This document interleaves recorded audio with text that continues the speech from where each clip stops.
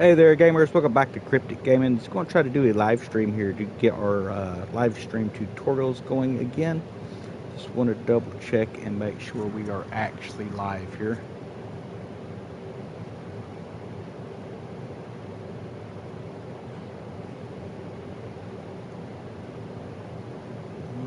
It's not looking that way so far.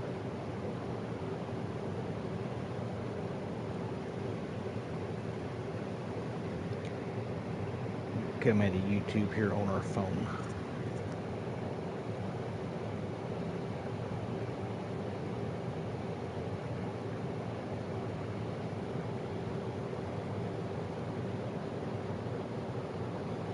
Okay, so this is looking like it may be live. Let me just double check our thumbnail here. Get this thing set up so people can find us.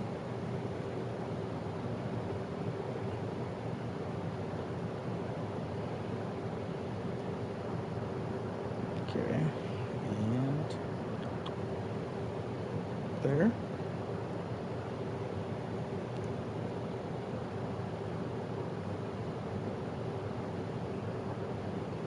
I want to double check our sound, make sure that I can actually hear what we're talking about. I apologize for everything. It's been a while since I've been live on the PlayStation.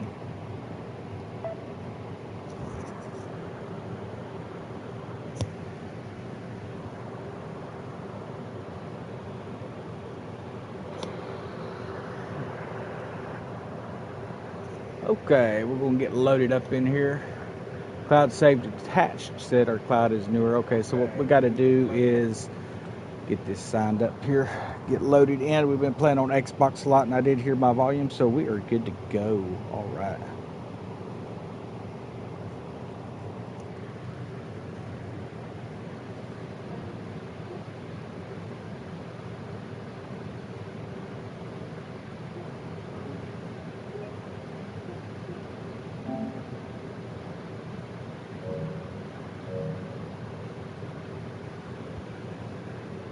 Okay, so let me get our chat up here on screen. I don't always use the one here with the PlayStation simply because I can't always see the full text that people are sending in. They're asking longer questions, so let me get this clicked in here real quick, guys.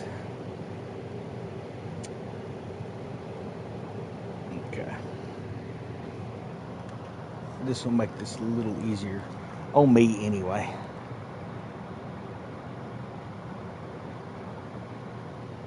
I'm pretty sure that's in there. Yep, and chat is up. Sweet.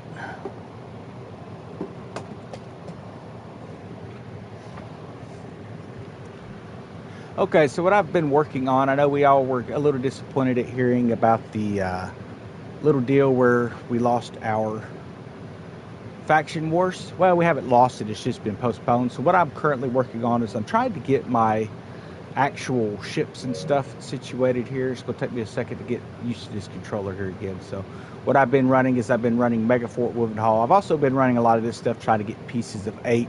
And the reason I'm doing that is I'm wanting to get all of my ships. We'll go over here to St. Anne. It looks like we've got enough 8s to finish a couple of ships off here.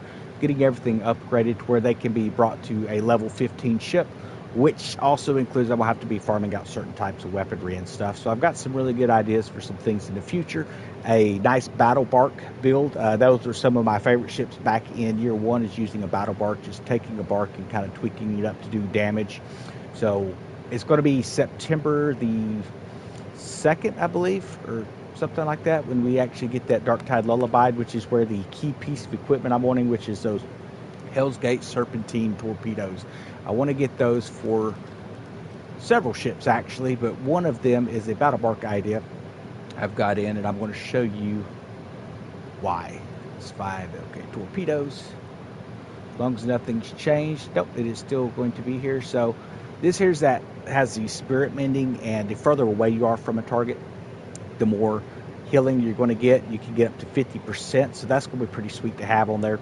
It also has increased damage from torpedoes, 150% when the target is beyond 85 meters, so it's giving you a lot of really good perks to want to actually hit things far off. So burning 2, flooding 2, got some really great perks there as well. So definitely want to be getting this and getting this thing ramped up a little bit, getting that upgraded. I want to throw that on a bark, and I also got a couple ideas for my frigates and also for my brigantine. So got some really great ideas on those ships. But in the meantime, what I am doing is the fun stuff of grinding out deep iron plates, grinding up our pieces of 8. I get quite a few 8s just jumping into game, though. I mean, I don't really have to do a whole lot of grinding on that right now. That's mainly because of where my Helm's at. I average, I don't know, roughly pretty easily over 20,000 a day just popping in. So looks like we got a friend request. We'll go ahead and accept you. See what you got going on here. But okay, so upgrading our ships. Now it looked like I ended off on the snow here, and again, I'm probably not going to do all of these barks. We've got them right up to the point where they're going to start requiring pieces of 8 on a lot of these, and I don't need that many battle barks, so I'm going to probably look at building some tanks and things. I've got quite a few barks already set up, and one of the reasons why I'm looking at that is just kind of what they had talked a little bit about in the deck. They had some interesting things where they said they were going to go back to some of the earlier testing. Some of the earlier testing was we could actually donate or assign ships to our own megafort depending on what faction you were going to be in. They had where you could assign it to your waves and stuff for the defense or even for an attack type of deal. So I don't know if they're going to actually put that in the game, but if they do, I want to make sure I've got plenty of fleets for that. So yes, healing ships will be good. Battle barks will be good for that, but also you're going to want tanks, and I've got 2 frigates completed, working on getting the materials up for my 3rd frigate and getting that updated. Of course, corvettes, when they come into the game, that's something else I'm hoping to get going there. So let's go ahead and without further ado start upgrading some of this stuff. And we may go in and we'll probably change these snow names and, you know, the various ships. We'll be changing those names as we get them upgraded with weaponry and stuff. So right now I'm just basically focused on getting the ships themselves upgraded to where we can have a level 15 once we get the weapons on it, and the weapons will come later. Now I've been doing a lot of research. This gives me a lot of chance, a lot of opportunity to come in here and just kind of play around with some builds. You know, some ships do extra damage, some ships don't, so we just kind of got to play around with some of that. And we could go ahead and take this one up. It looks like it's a 6 of a 7, so let's go ahead and bump this one up here too. And pardon the skipping of the scenes. It looks like we've got 7 people watching. Congratulations for watching, guys. I was wondering if anybody would come into the live stream. I appreciate you coming in and supporting. Definitely comment below. Let me know if there's anything you're wanting to see, anything specific you'd like to hear, because you know, this is just one of the things with the game is just everyone working together, passing around information the best way we can. So we got this here.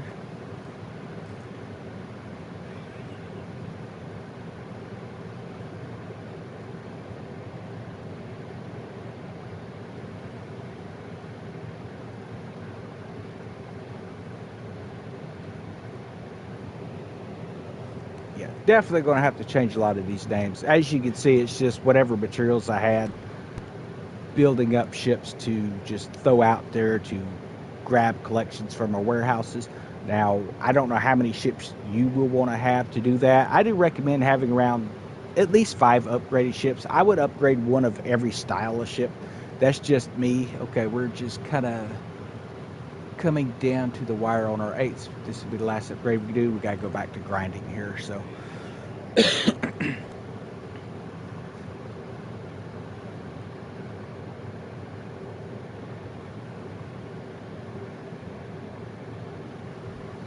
okay, now when it comes to what type of grinding I'm doing, I want to be able to get pieces of 8.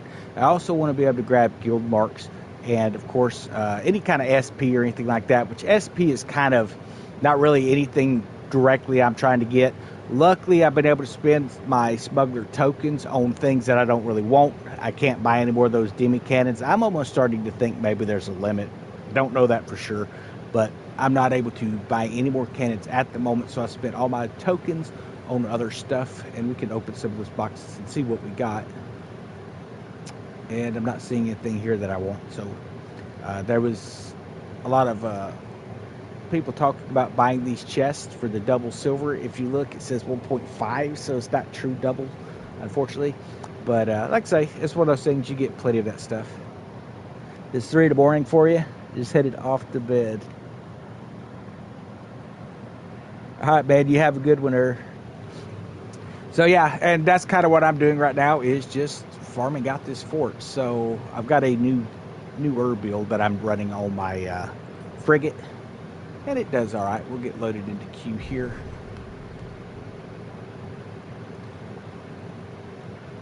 Now this one is not technically a solid fort build just for taking out forts, but it does a good enough job. We got those bombards on the front, whatever they were called. We'll have to look and see what the name of them are, but it's the new ones that you get in Blackwood from this season. I've got those on, so we have those double auxiliaries with that. They do a great job. I average 130 to 148,000 with no extra siege equipment on it. And then using these Basilisk 3s that have been upgraded, it does a pretty good job shredding ships.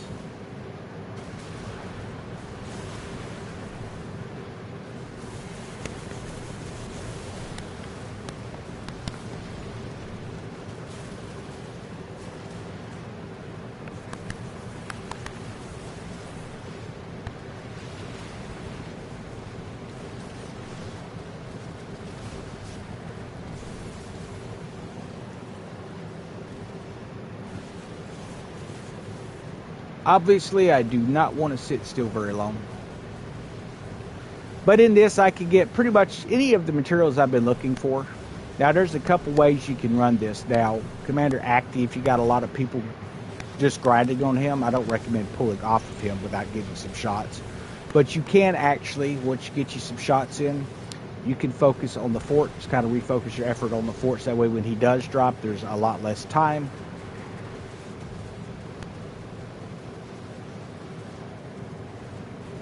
That wall, yeah, the first breach wall that glitches on it, honestly, I'm not really sure, man. I know the frustration of that when you're trying to farm up your materials and stuff. It's one of the reasons why I've reverted over to this fort here. Is it's just simply, seems to me, I mean, and like I said, I don't really know for sure, but it seems to me that they've put something in. If they realize that you're farming too much on a single object, it starts to glitch out. You can run it 1 or 2 times and it seems to run fine, but the second you start to run it too many times and too many people show up, it starts to glitch out. So it could be something in their servers itself that's causing issues that they need to tune up a little bit, or it could potentially be intentional with the battle eye system. We know that they had said in the past they wanted to get that thing tuned in for seeing what people are farming so that they could give better pay rates. Now, what I've noticed is, yes, some things have received better pay rates, but not all things have received a better pay on it. Well, I've got to get used to this PlayStation controller. This thing still has a new feel to it. Now, it does have a resistance thing on the triggers for this thing. I'm not really used to that. I'm gonna have to definitely look into maybe turning that off. I mean, it's kind of cool though, so we may leave it on there. So as you can see, what we're doing, just taking and putting damage on the fort wall. There's enough people crowded around the main boss. You want to make sure that you do get shots in on them. But I also recommend moving around, helping the fleets as they spawn so they don't, get too thick. Totally up to you how you want to run it, though.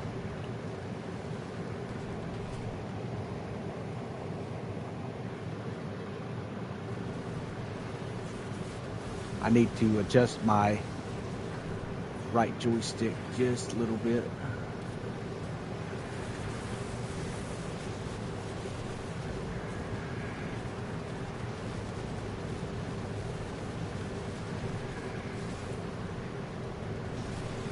Now, you may be wondering why people aren't focusing on the cannons. You don't really have to. The main fort keep is the main thing to deal with.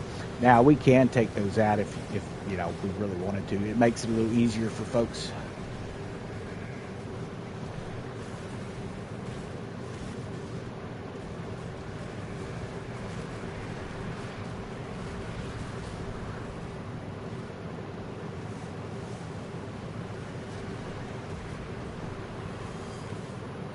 That's the Nashkers on the back. I do have those on there just to give little heals.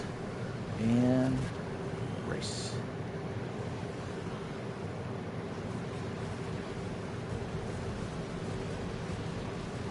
we can take these out. I really need to adjust that right joystick. It takes way too long to adjust my aim here.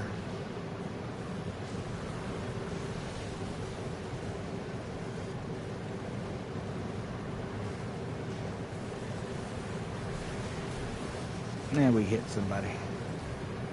Or they hit us. Either way, it doesn't matter. As long as we don't get blown up by the fort.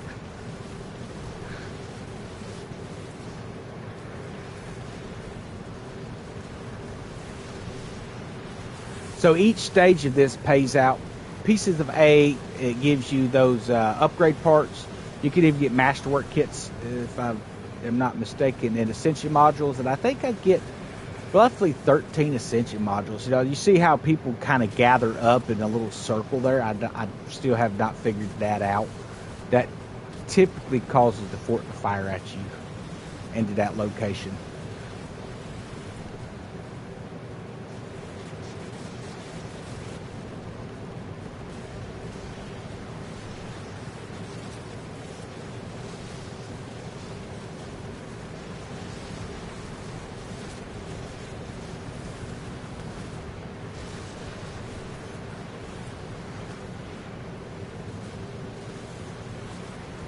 So I see a level 11 ship sitting there not really shooting at anybody. You run into that a lot. They come in, they'll get a shot. Another thing people like to do is they'll take a few shots and they go hide at some islands and let you end up doing the fort by yourself, or you and just a couple of other guys. Got to kind of watch out for some of that stuff.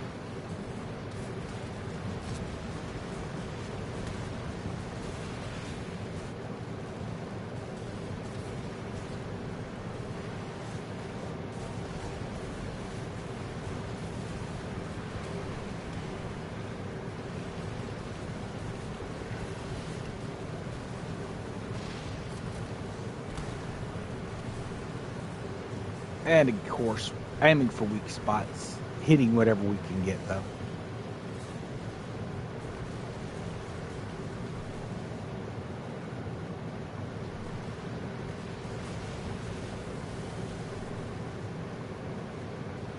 Man, these Bachelors 3, they're really not bad. My Discord leader, he kind of turned me on to these things. I was kind of playing around with some cannons. I got tired of using torpedoes in my grinding and wanted something a little more, you know, pirate feeling. And unfortunately right now we can't load in those which is the best grind. Oh man, I'm gonna have to go with this one here. You get 5,000 pieces of 8, I believe, if I'm not mistaken, if you do not leave the territory and a wave ends. If you stay in territorial zone here and you don't miss any of these waves, you get 5,000 pieces of 8 total with all the waves. You get quite a bit of materials as far as, like, you know, the deep iron and stuff like that. You get the ascension modules, masterwork kits. You just kind of get a lot more stuff that's useful in about the same amount of time. It takes around the same amount of time between the two forts.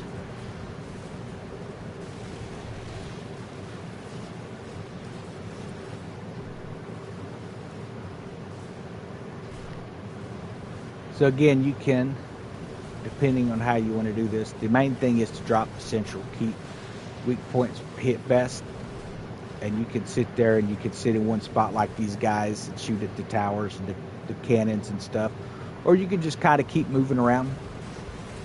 It's hard for me to just sit. I don't use capstan and stuff like that a lot of times on my ships, mainly because I have a tendency, I like to be sailing around, man.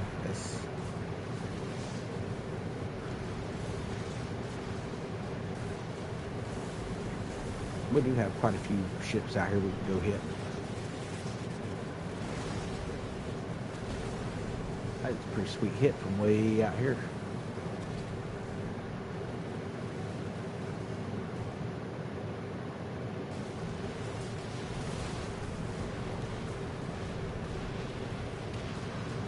But these things just shred them ships.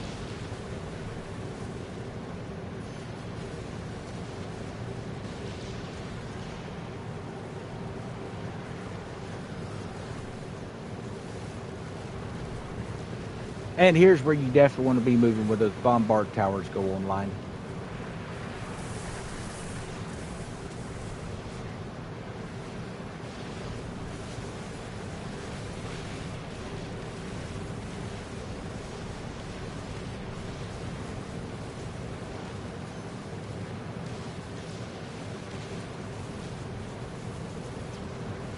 And something else I've noticed with this is it seems like the more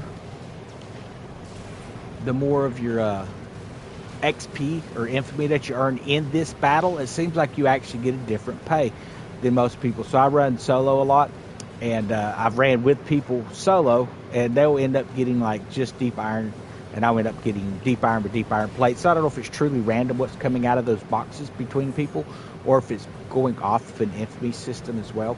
But it seems to me that the more infamy that I end up grinding out of this stuff, which is the more ships you destroy and more weak points you do damage to, it seems like you get a better payout at the end. So definitely make sure that you're running the heavier hits, meaning aiming for weak points, taking out as many ships as you can. Don't take a shot and go hide over on an island somewhere like some folks. You'll even see them go run other events and stuff. So I ran into some guys that was actually running the moonshine event on here. Now, it's a great way to farm as far as like doing multiple items and stuff, but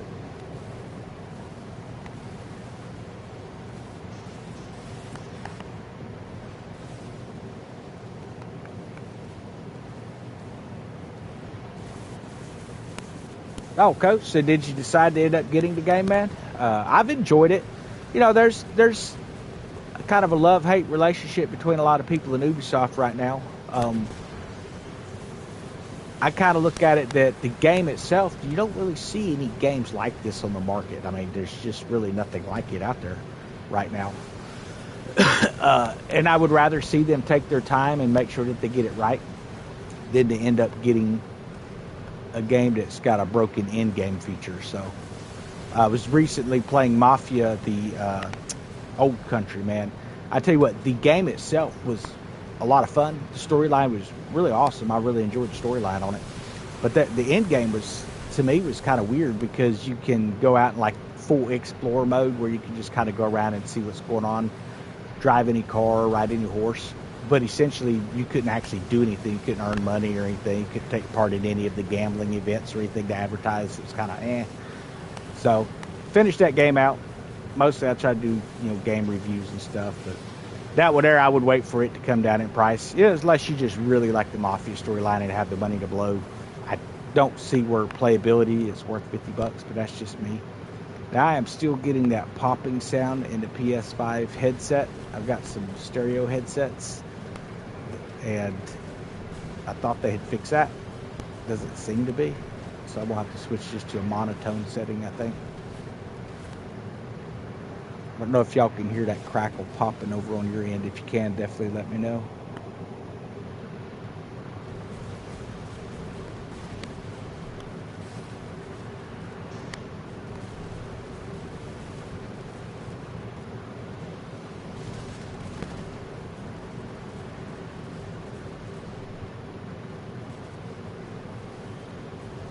So this is kind of what I do daily. I just come in here, I run the Mega Fort, and then I will go and I run out the what we call the 4 horsemen in the Discord. It's just the 4 original contract bosses that you can pick up on the leaderboard or the contract board.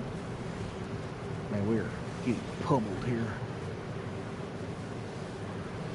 A little speed. This is why you want to keep moving, otherwise you'll get sunk. I am also running an Ouroboros armor in this fort, simply because I do not want to get smoked, and if I do, I don't want to have to go back to land, so. Alrighty. Let's get turned around here. I want to head south from this location.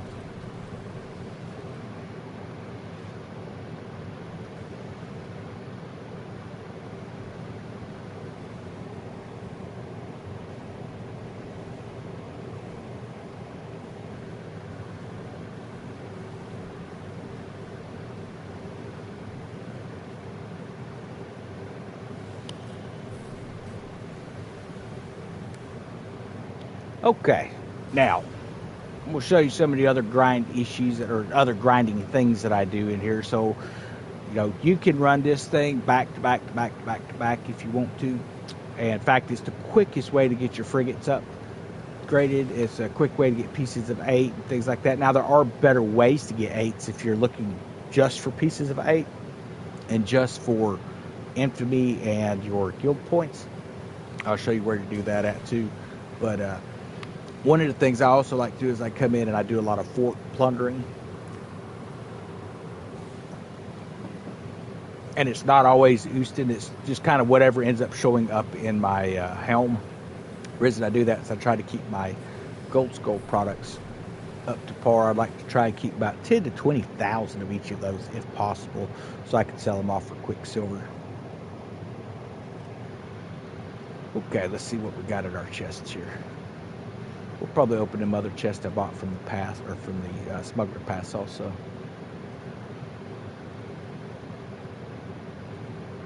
And looks like we got some deep iron plates again. So I almost always get those deep iron plates. I've heard people saying that they don't get them at all, and we would actually be in the same plunder. So, like I say, I don't know exactly what it is that's causing that. The only thing I can figure is it's depending on how much if damage you put out on the base or on the ships themselves. So let's go find some of these chests and see what we got. Here we go. So these are the tooling weapons chests that you can buy with your smuggler marks. Let's see what we end up getting here. Eye of Heaven with an ascension mark. Sweet. Another Eye of Heaven. And an Infernal Maul. So that's kind of nice. I'm also saving any of the front weapon ascended caches and all deck caches. Anything I get from this fort, I'm just setting back right now. I also got some of these material chests. Want to see what we're getting if it's just one item. It looks like it'll be a couple.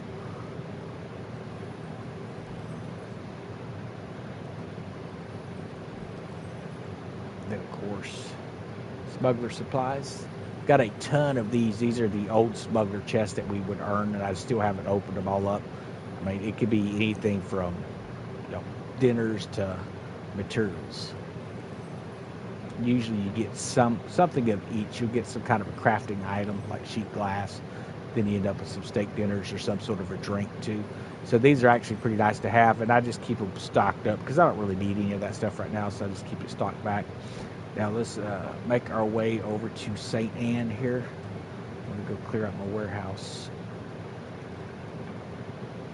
But I also want to come in and we'll wait till we log back into the World Tier 2 off of this fort server. Though I can get in here and tweak out my settings here. Settings, controller.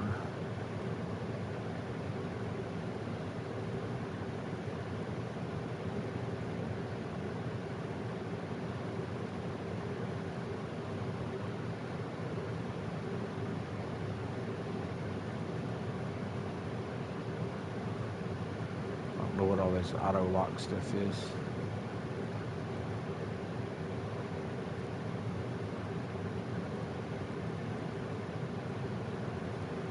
We'll turn up our sensitivity a little bit. Usually run that on about 70. If I'm not mistaken. Well, on Xbox, I don't know about over here.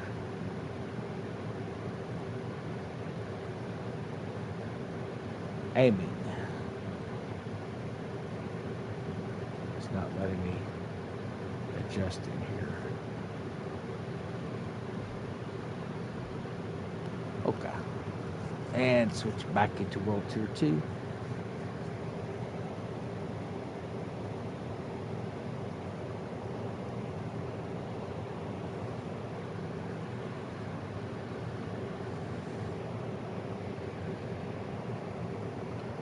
Now, one of the key things that I like to let people know is when you're farming and when you're grinding, you want to be able to accomplish as much stuff as possible in whatever amount of time that you have to grind. So not everybody's retired, not everybody's where they can play the game however many hours they want to in a day or even a week. So one of the things that I do really encourage people to do is, depending on what it is that you're doing, now obviously World Tier 2 has things that are a little better at doing things with. But when it comes right down to it, you can go into one, when you do your Helm, you're going to get the same payout of everything. things are going to be a lot quicker. You're going to be able to drop forts a lot quicker on your plunders. It's not going to take anywhere near the time. As soon as you're done with that, jump back in World Tier 2, and you can go back to grinding your 8s and things like that. So that's what we're going to do here. We're going to come over, and I've not actually tested this particular build out on any of the plunders. I imagine it's probably going to be fine. I mean, it is a level 15 frigate, and it's got the higher end auxiliary weapons. Let's get that off of here. We'll go grab some contracts real quick. Now, I know that the Reaper build that I use on my schooner will knock these walls down like super fast, so we're going to give this thing a test. Yeah, Granby looks good. Sweet, we got 2-for-1 deal there.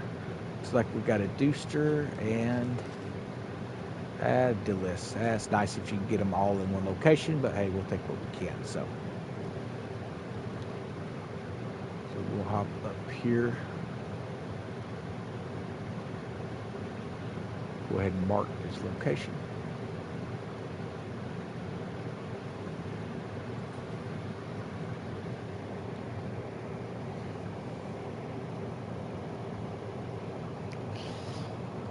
When it comes to the infamy, I mean, just hitting the mega fort, the new mega fort, and 2 or 3 passes, you're going to do your weekly infamy pretty quick. Same way with your well, really any infamy. I mean, it's a level 2 event. You're getting points for the fort. You're getting points for completion. Now you get more infamy now than you used to off of it. But as far as just your smuggler points themselves, seems like you get more just running standard plunders. Let me make sure we got plenty of cannonballs here. Looks like we got 7935. So I will say this too. Sometimes you get 5,000 pieces of 8. As you can see here, we didn't get 5,000 pieces of 8 coming off of that fort. So I'm not exactly sure what it's doing. By what Ubisoft sent out on the card, we're supposed to be averaging 5,000 8s on a run for the new mega fort. That's not what I've been running out. So I typically run that. That gives me the Ascension modules and upgrade parts and all that kind of stuff that you want, masterwork kits and all, because you do get a really nice supply of those running that fort. But when it comes to pieces 8, you can't be running the little 4 horseman deal, as we call it. So we're going to run this real quick, pick up some materials, make sure we have plenty of crap at our cargo. Okay. We're going to set out and do what we can here.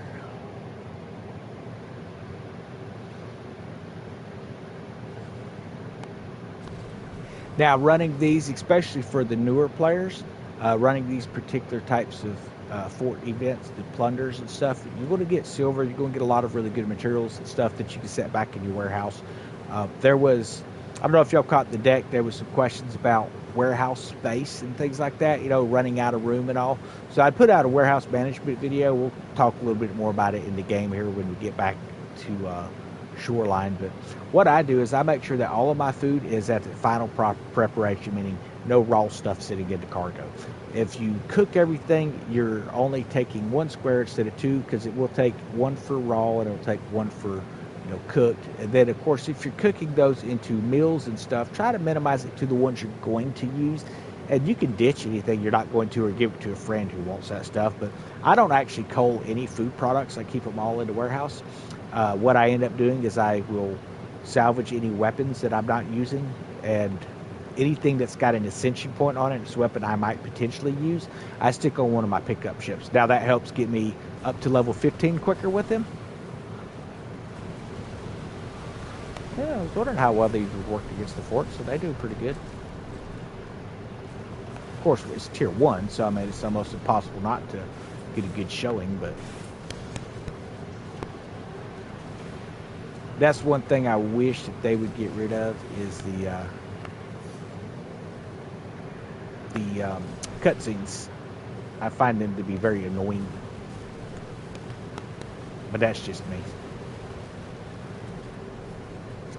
Now, of course, we got some ships over here, it looks like. We still got some walls we got to take down too.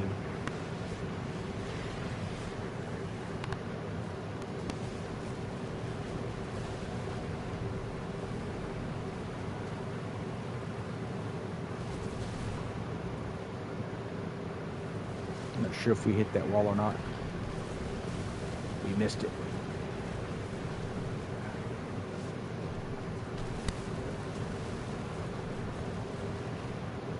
Okay. And this is one of the big things too, is not hitting the shoreline. So it takes a little bit more for me to get used to these larger ships. Obviously, I've been using mediums and smalls a lot. I actually was using the Badar for all my farming needs there at one time, just to kind of spice the game up a little bit. But I am definitely liking my frigate. It took a lot of work to get it.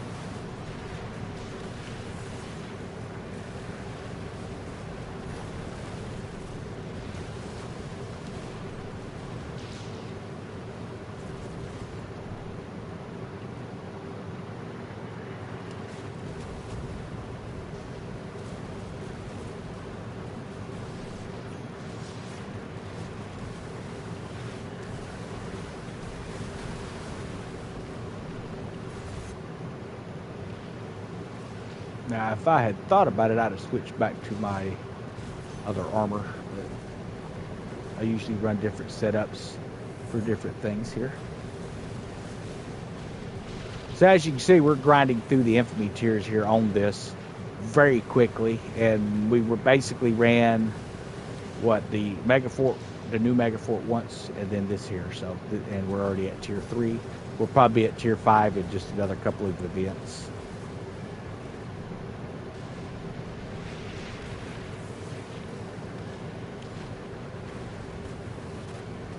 A couple more ships.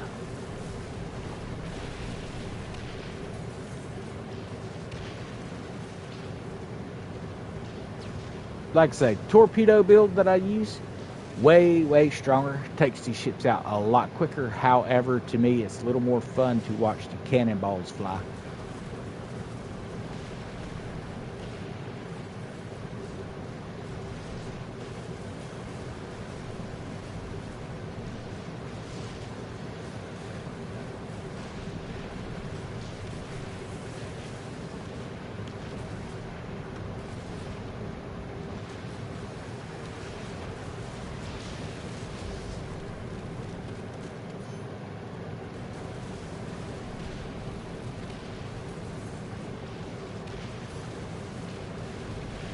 Right.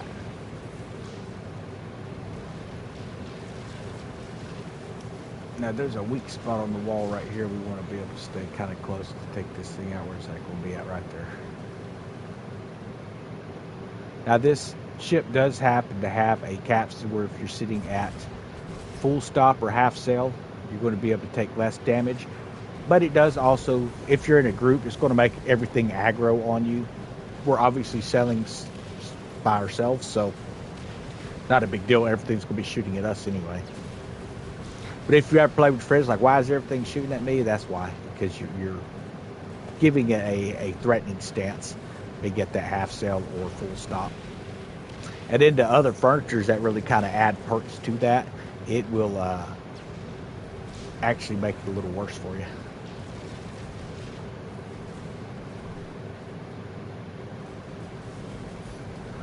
Oh, I just realized I could actually just hold the button down. I don't have to pump it. Ooh, I like it.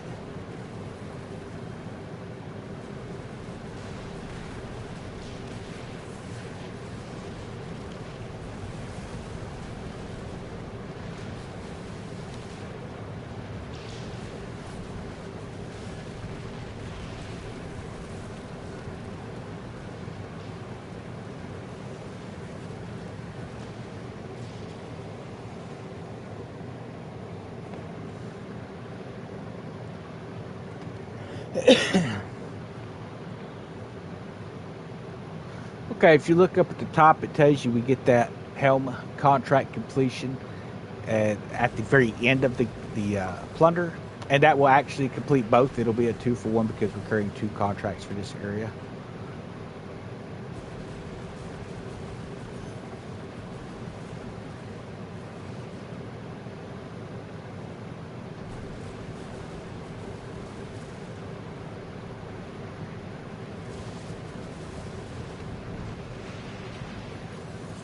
Alright, here comes the Commodore. You will almost always have a Commodore show up at these now, so that's something that they've added into the game, I believe.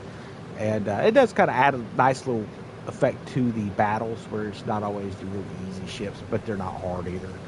They do have those mortar effects.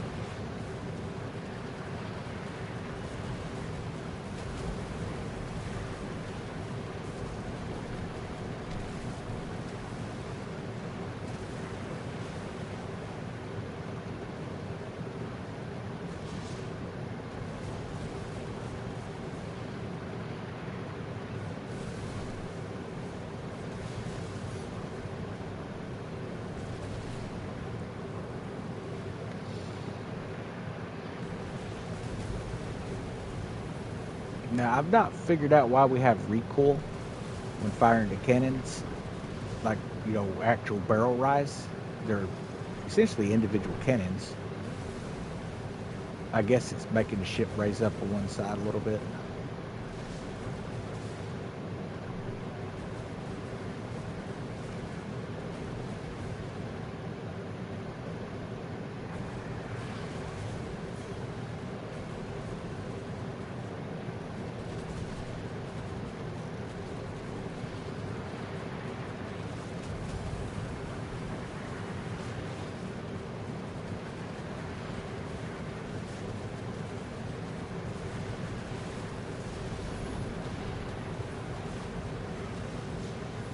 Enough of that.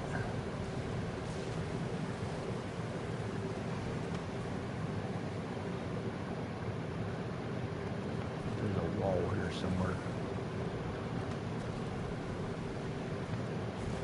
Right in here somewhere. What's that?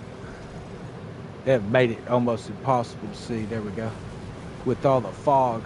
Of course, my eyes ain't quite what they used to be, but a lot easier to see now. There we go.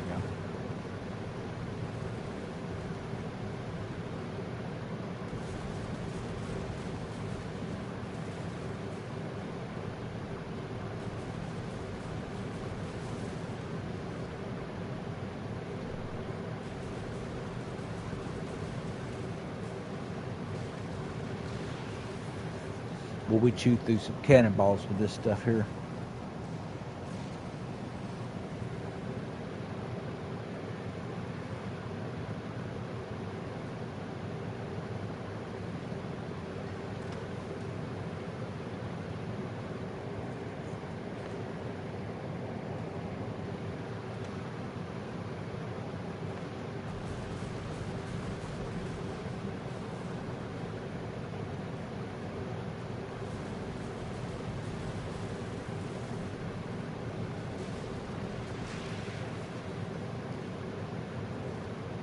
And two more.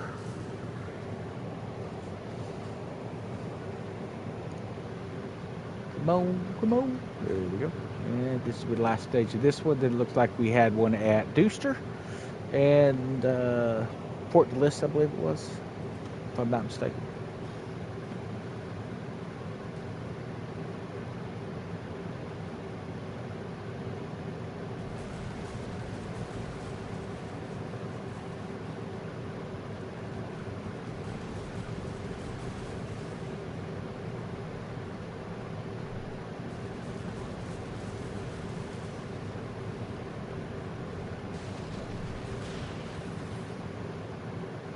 Right.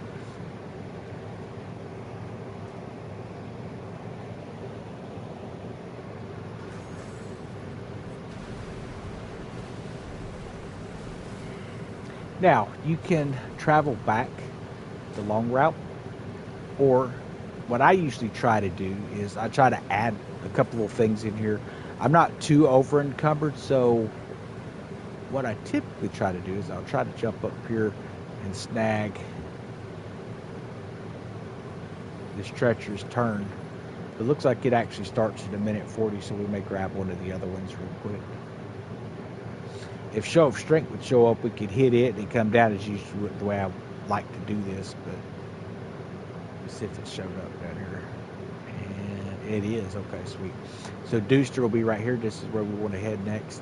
We'll hit this show of strength first. And we got an aggro on us here.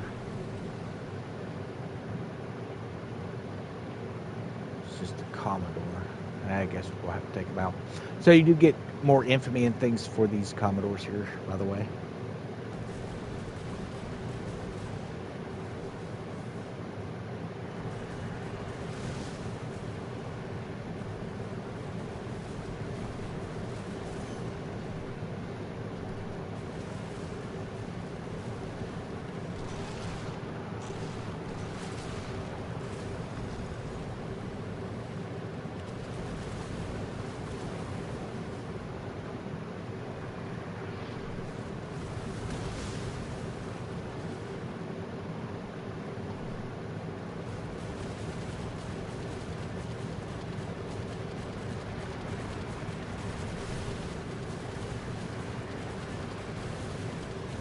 Now, who else wishes they would let us use ultimates? I know I do.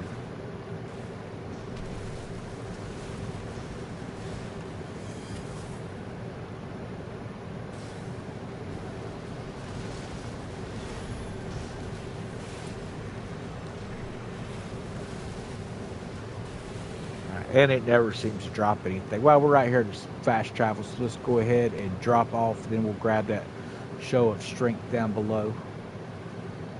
I was kind of hoping to get the Sandy Anaga. Looks like he's about dead anyway. We're going to move on. But you can grab those, move to fast travel, and then come on in. But we're sitting pretty heavy on our cargo at the moment.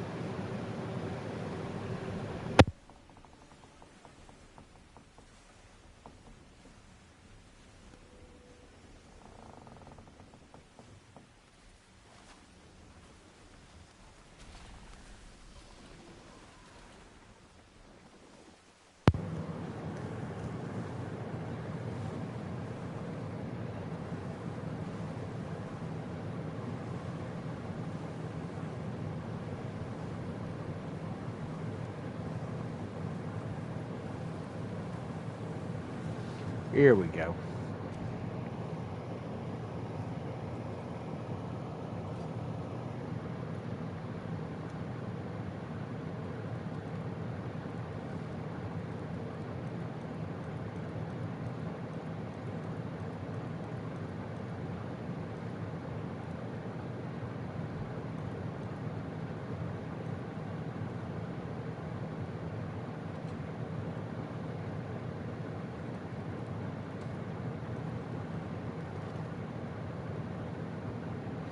And just like that, it disappeared. That is one of the weirdest things, man.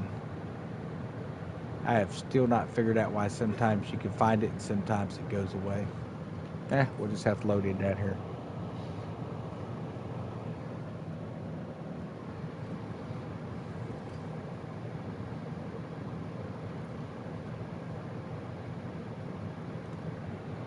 Here we go.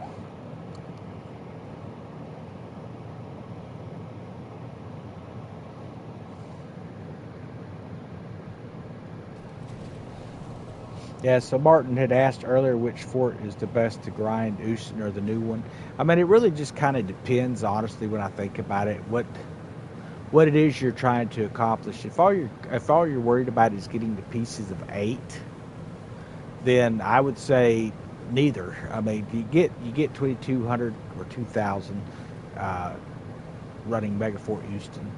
It just depends on how it drops, it seems like, but guaranteed a 2,000 drop, and you can get the same amount here in Tier 1 and run it solo. But the amount of time that it takes to run anymore, you could run Treacherous Turn, you could run the Fangs of Far and Hunter Hunted, and then what's this other one here in the center?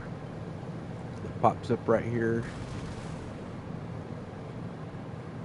It's called Blood Drunk, and you can earn 2,000 in like a matter of 3 or 4 minutes. I mean, it doesn't take long to run that stuff at all. Not entirely sure why we're suddenly throwed off course, but let's turn this thing back in.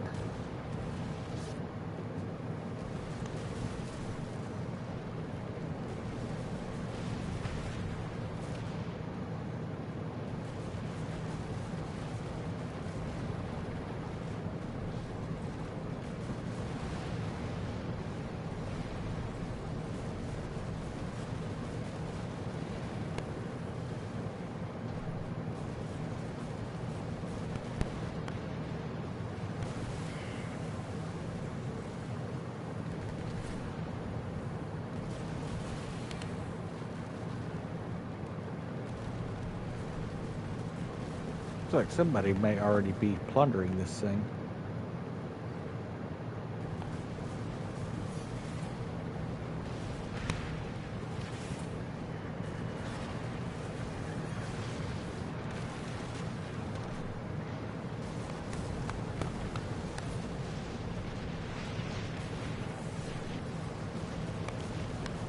In fact, that is a 100% absolute someone is plundering.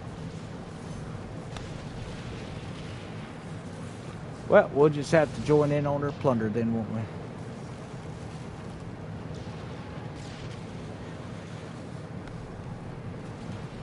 Make it quicker to run through.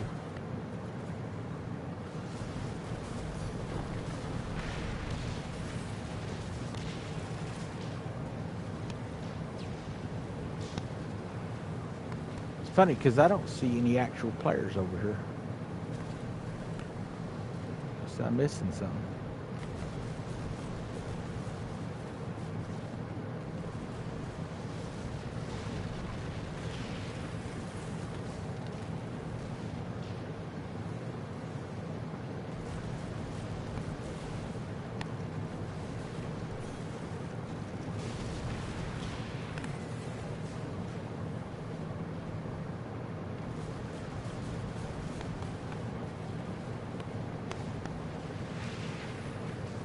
No, I'm not sure why the walls had done been hit. Maybe someone had ran a takeover down here or something. That's kind of odd, but running some weird stuff sometimes.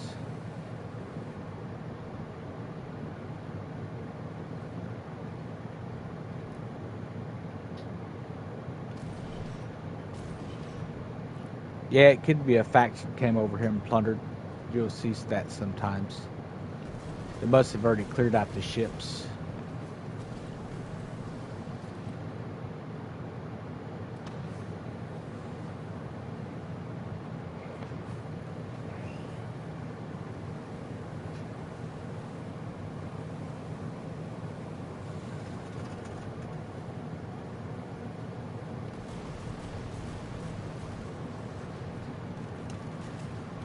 Say these basculus, I am definitely digging these things, man.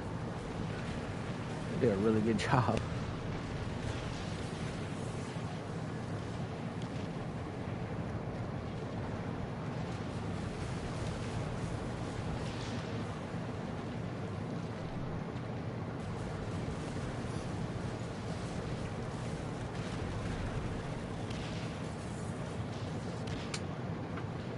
Okay, so we're going to need to go to the back side of this. That way we can get that weak spot on the wall here in just a minute.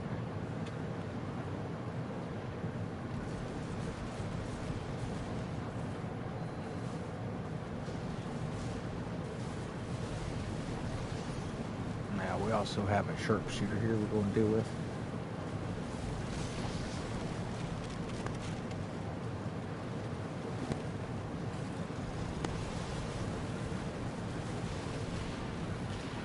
With him down, take out the healer, and pop a little buddy over here.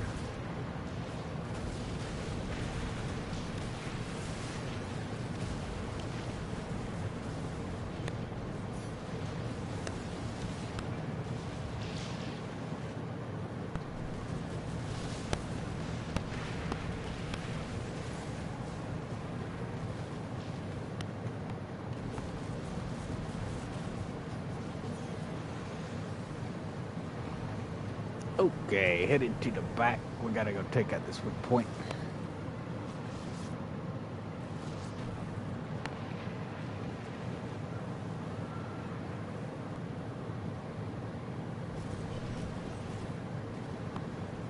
Yeah, we'll have to make sure I put in a bug on that sound bug, because I keep getting that annoying pop noise when we use stereo headsets on this thing, or even your stereo surround sound. Don't know why it's happening. I thought that actually I had never really had an issue with it too much until after they said that they fixed it. Then that's when my issues really started. So I don't know.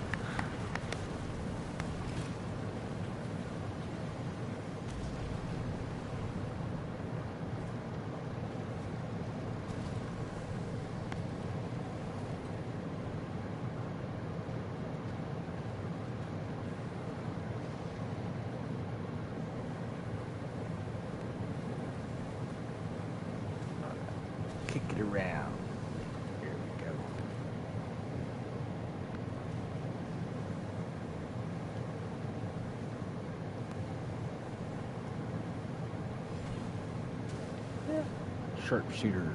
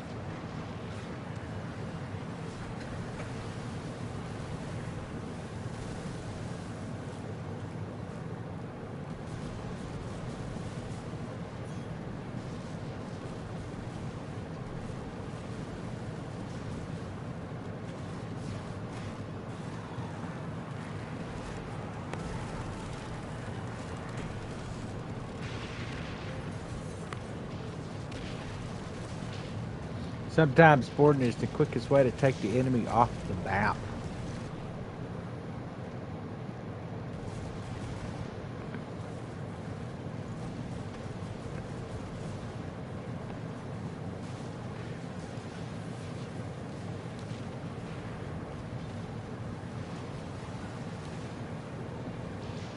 Okay, let's swing around and go pick up that crate.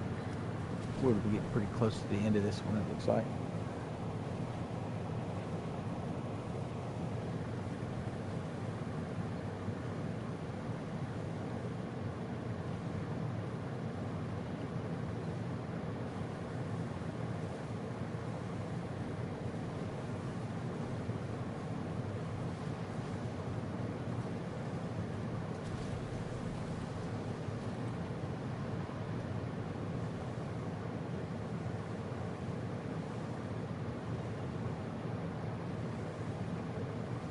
There we go.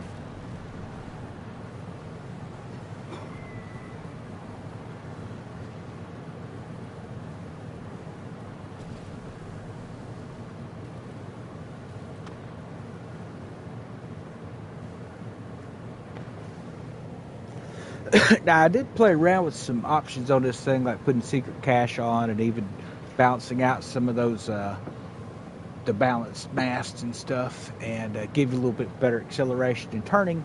They work pretty good, but not really to the point that I want to sacrifice any DPS, because you're not really getting any extra DPS off of this ship for anything. So that was one of the things where I had to decide, did I want to sacrifice some of the turning or, you know, my DPS. Now, you can turn pretty quick with the anchor option, which is dropping anchor, swinging around on it, and raising it and all. And that works pretty good when you have enough speed built up. But if you don't have a lot of speed built up, you'll notice that you end up stopping. But you could drop to half sail and get to complete your turn and then kick back up with that thing. So it does help with that. So, ooh, didn't see that. Like a mooring stake. Turn around here.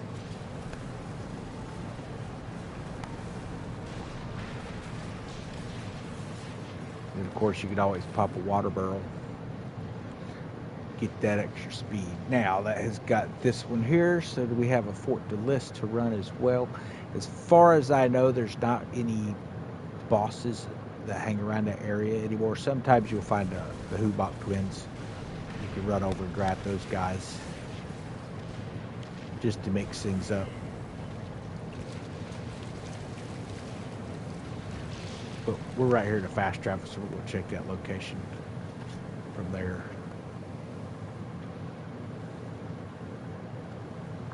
So our next one's here. We could potentially just Looks like there's actually a moonshiner convoy here. Let's go hit this real quick. So it's about finding stuff nearby, adding as much content to your grind as you can.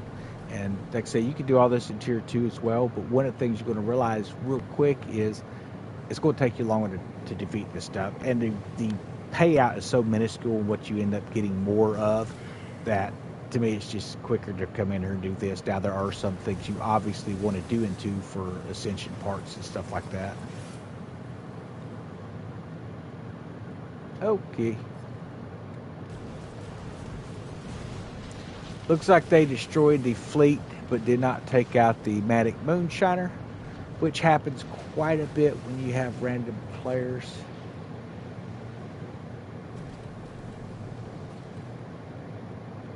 Well, that was a bust.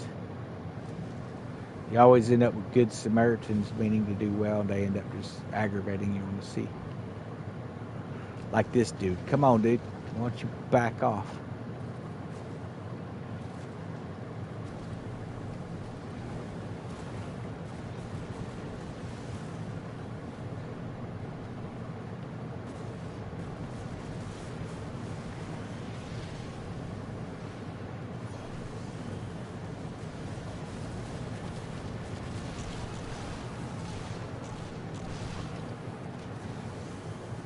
And I'm not even going to stick around to help you after all that bumping crap.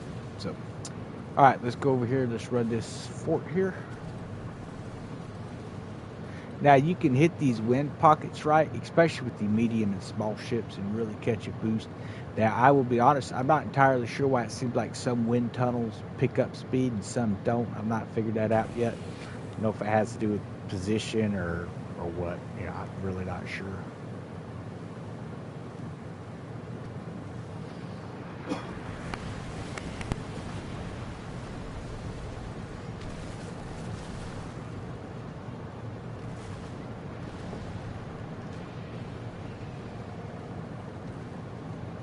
Okay, let's finish this off here.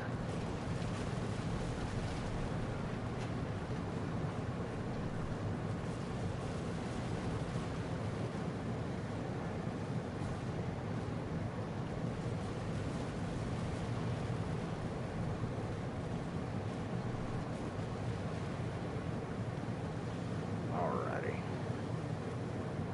Now, totally up to you how you want to position your boat on this one, obviously, but I find sitting too close to the fort to actually be, you know, an advantageous deal where it doesn't quite work out too well. So essentially, I like to come up here to the front so I can actually reach the ships. And there is tier 4. Looks like we'll run through these tiers here. It's kind of crazy. Now, I was actually finished with these on the Xbox, so I'm going to have to let them know that when you're going from Xbox to a new platform, it's paying out again, it looks like. So they may be aware of it. I'll double check my amounts just to make sure.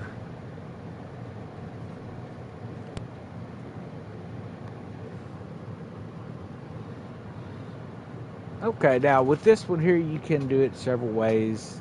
I usually just wait for the end of the plunder and then pick everything up at one time, so I'm not having to back and forth too much.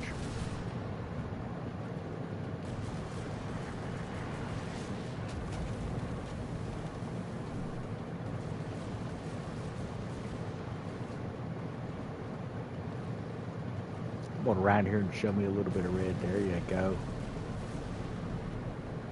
Or maybe show me a little bit more.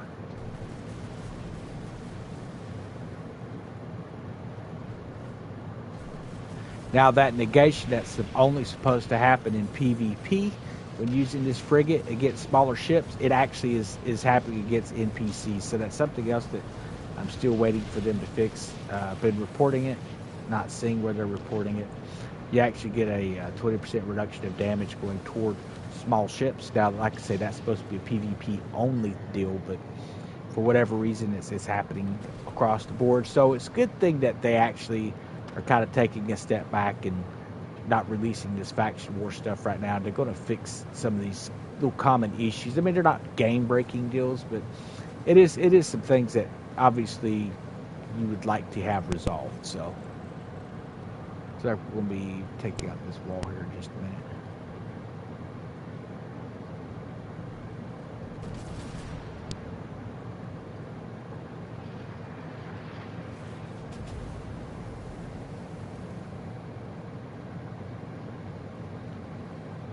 There he is.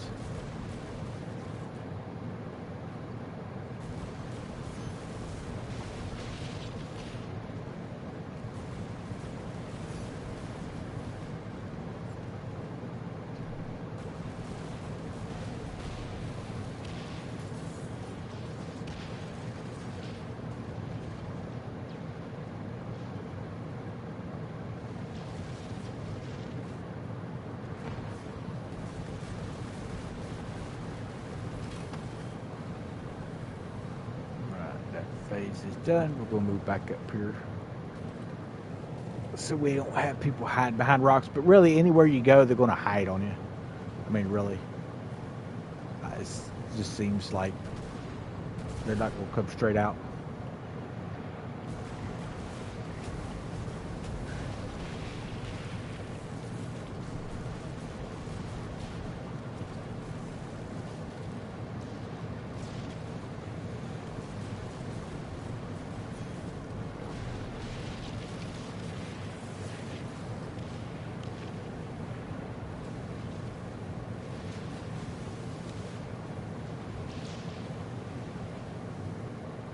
Again, getting great silver payouts here. And obviously loot. And you can do what you want with a lot of these things, like the ornate pistols and stuff. You can sell a lot of that stuff across the map. Make quite a bit of silver on it.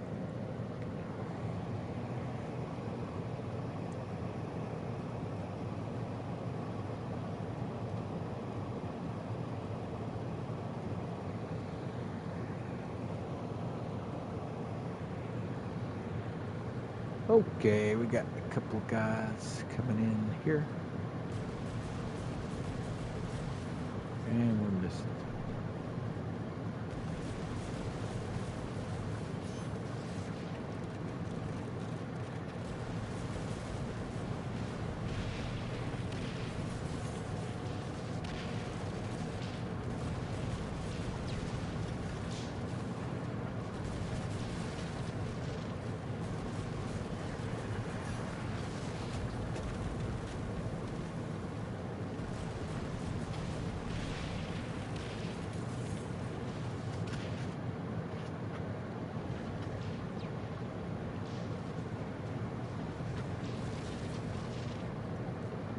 Looks like one more step. We'll have that done. We'll go over to our labs and stuff and show you how to get all that kind of queued up here.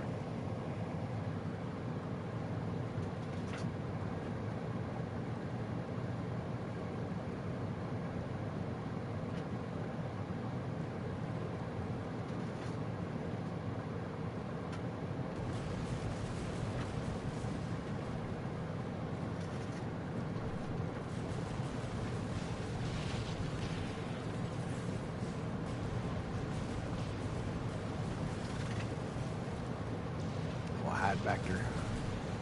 We'll oblige him.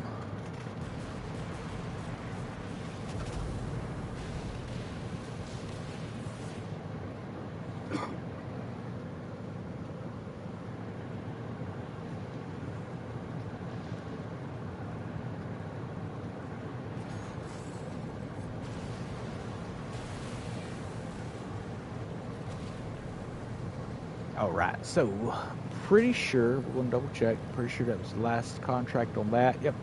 So what I'm going to do now is, before I actually make it back to dock, I'm going to hit a couple of these bosses here, pick up some 8s, and then we will try to come out. I try not to come in unless I actually have a cargo hold worth bringing in.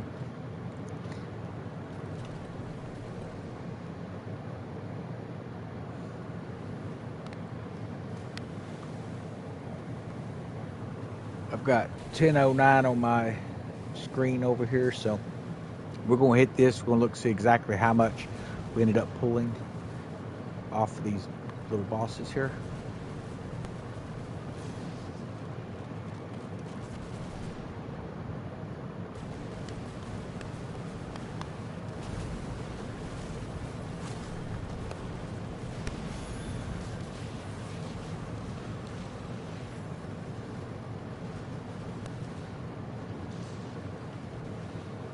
Who's this?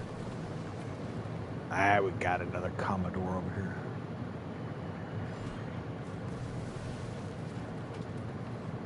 You know, they really should have it where these guys have some sort of a payout.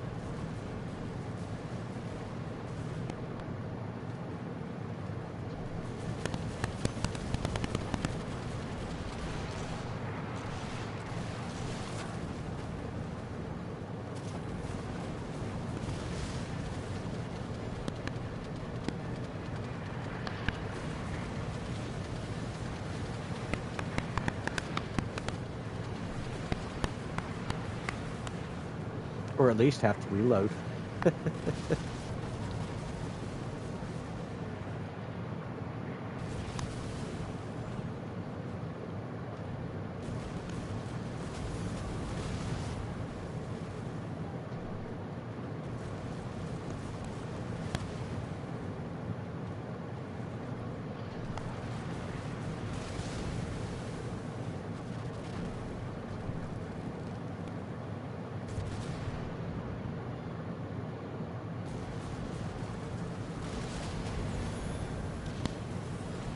Alright.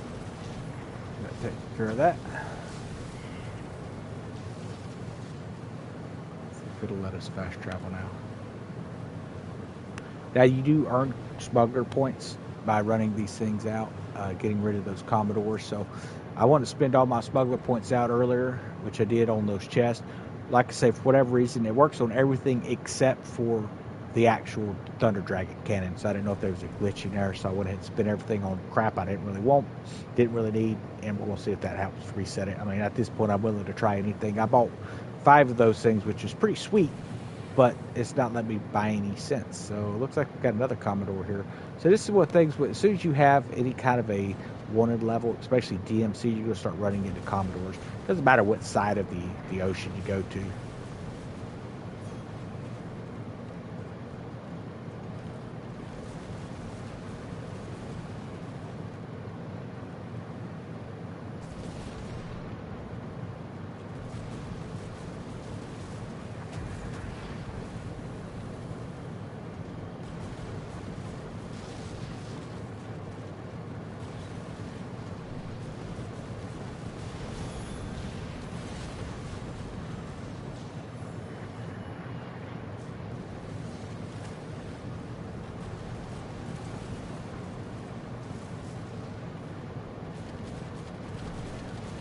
There's another 448. We call it 450 between the two. So we've got 900 pieces of 8 off these 2 events that took 0 time to run.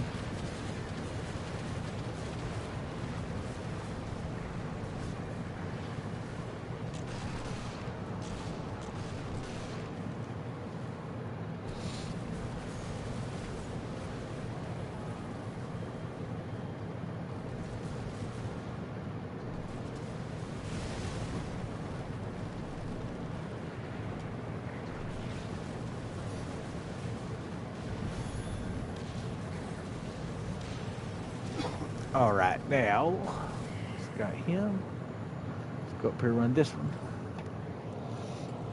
Say this to me seems to be one of the fastest way to do things as far as just getting pieces of 8 if you're looking to upgrade weapons and things. Now, if you need those Ascension modules, then obviously you're going to either have to go to Houston or the new Megafort. The new Megafort has the Woven Hall, which is located right here.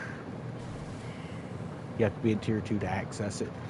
But that's going to be your best place, in my opinion, to grab the materials you need for just those types of materials, the upgrade parts and stuff. So.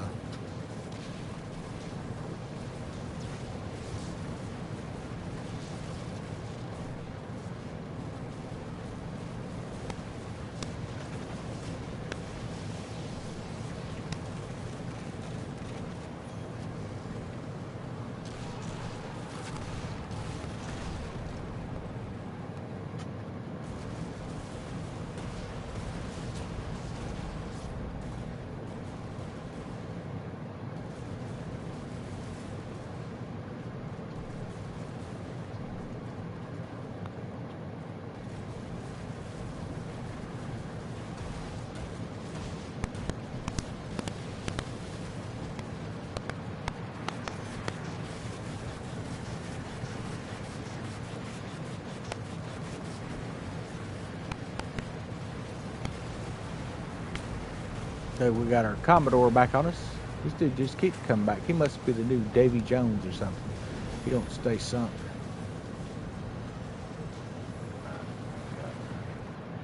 Way too much cargo.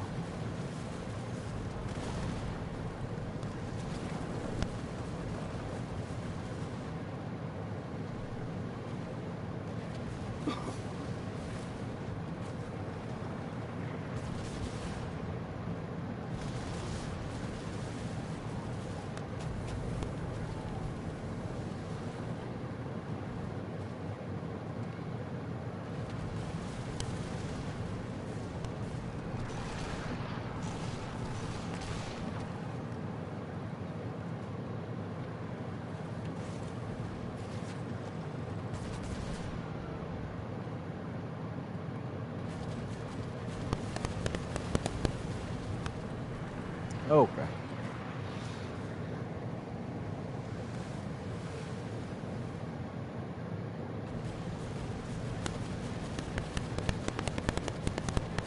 I know it's just a lot of hassle to pick up those rubies sitting there in the water, but man, I'd rather that than most of the crap to give, because you can sell those for silver. They also come in handy for doing takeovers or buyouts, I should say.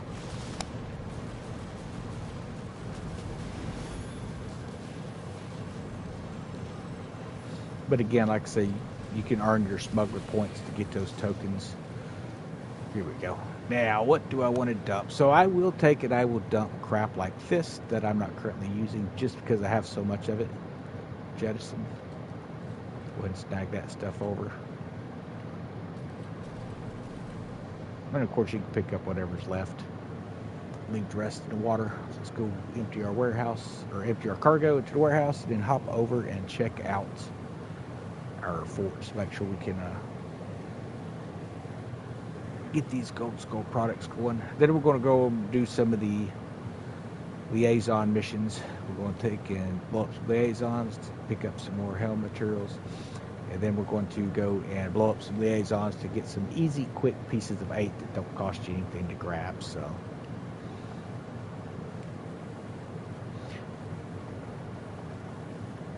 and typically after you've ran those two, you have a couple of options. You can run the rogue fleet missions, which are, I mean, they're fun.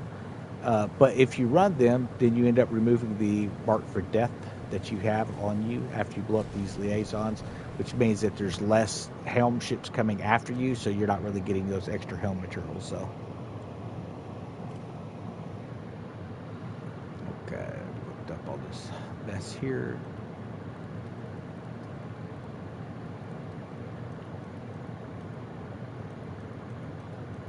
Don't really need the weapons, but we're going to go ahead and keep them anyway.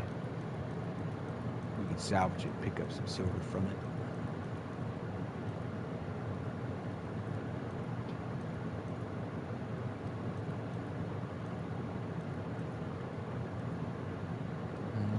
Go ahead and open this garbage. Again, these here, I call it garbage. It's definitely worth keeping because these types of materials are used again for buyouts, so you can pick up your warehouses and stuff for free. If you're having a problem, you know, something coming up for a actual takeover, you might find a buyout that requires those materials. So don't coal anything. So we're going to head over, I guess we'll go ahead and do our laboratory first, and then we'll do our refineries.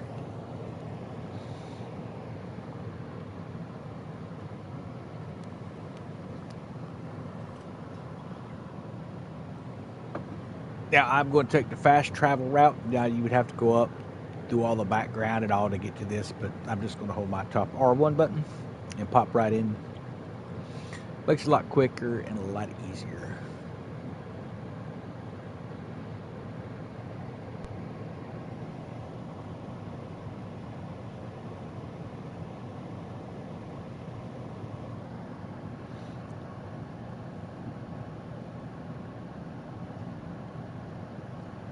Does the 20% schooner give,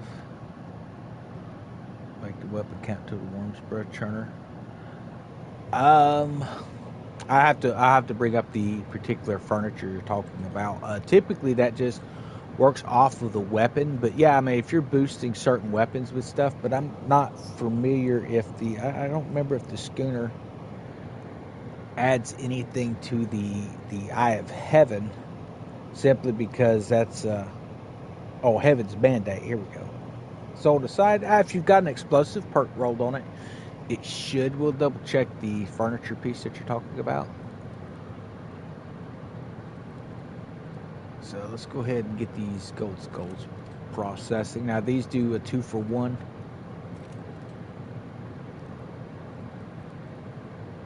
And then I'll go with the one that has the most perk here. There we go.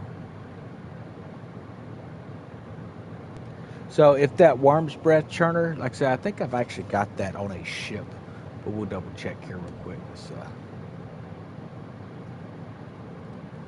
I guess the easiest way is to just go into furniture and look and see if I can find it.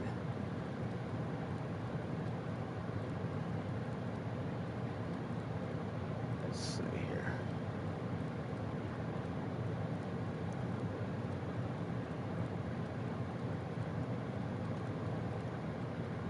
I do wish that they had a way to just type in the furniture name that you're looking for, because it would make it so much quicker for finding furnitures.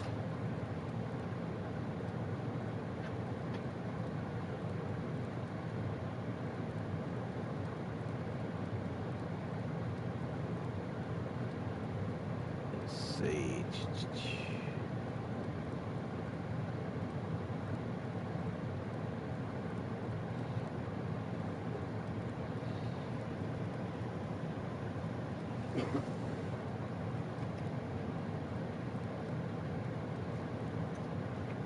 Let's go take some looking here.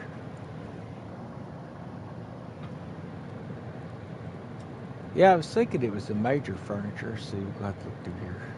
Means we have a major already equipped.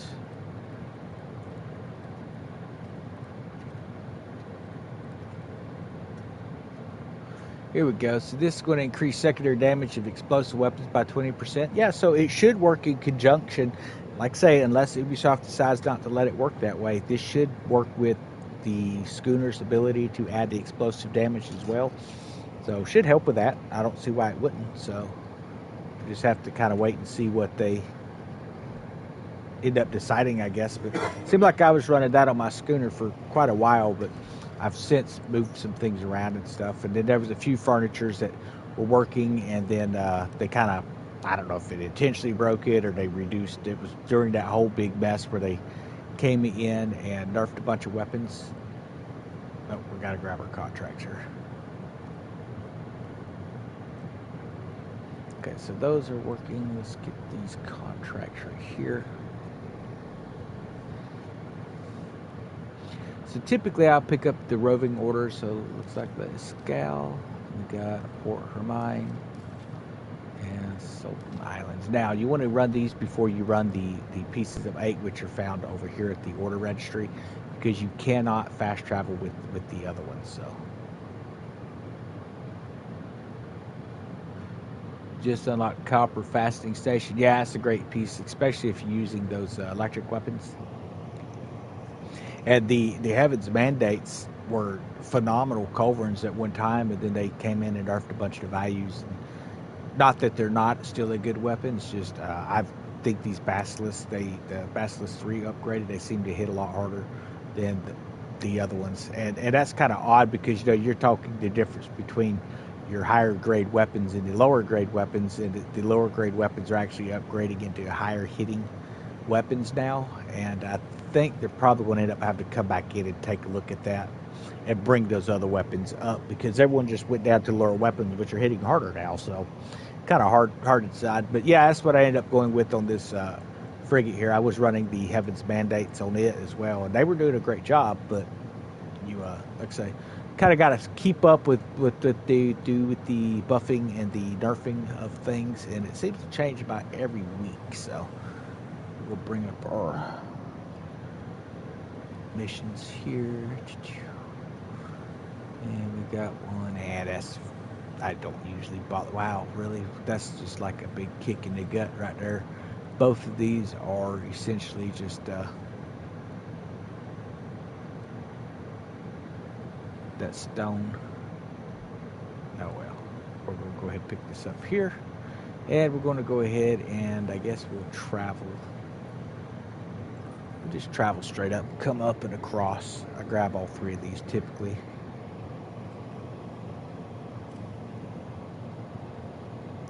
Yeah, so the Naga's Call, there was a lot of folks using those. And like I say, again, it became one of those things where they end up nerfing them so far down that you can take a Bombard 5 and while you only get 5 shots, I think 4 or 5 shots off the side, you're putting out more damage than using the full broadside on that particular ship now. So that seems to be, now you could probably take these Basilisk 3s and roll some explosive perks on it and probably end up hitting harder than a Naga's for the moment, would be my recommendation to give it a try. But like I say, I've got Bombard 5s on it, and we'll probably throw them on and do an Oostin grind here in a minute. But let's set sail up here, go hit these roving liaisons here. Yeah, so like I can hit with my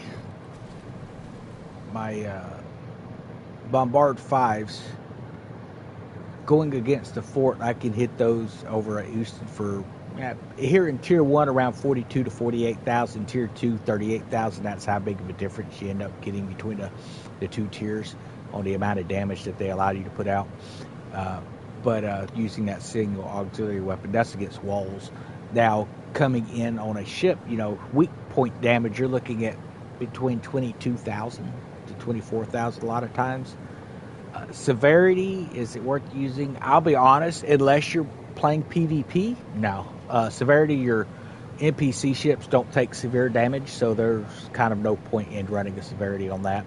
Now, if you're going to run PvP, you could do it, but that's only good for PvP in the NPC PvE world.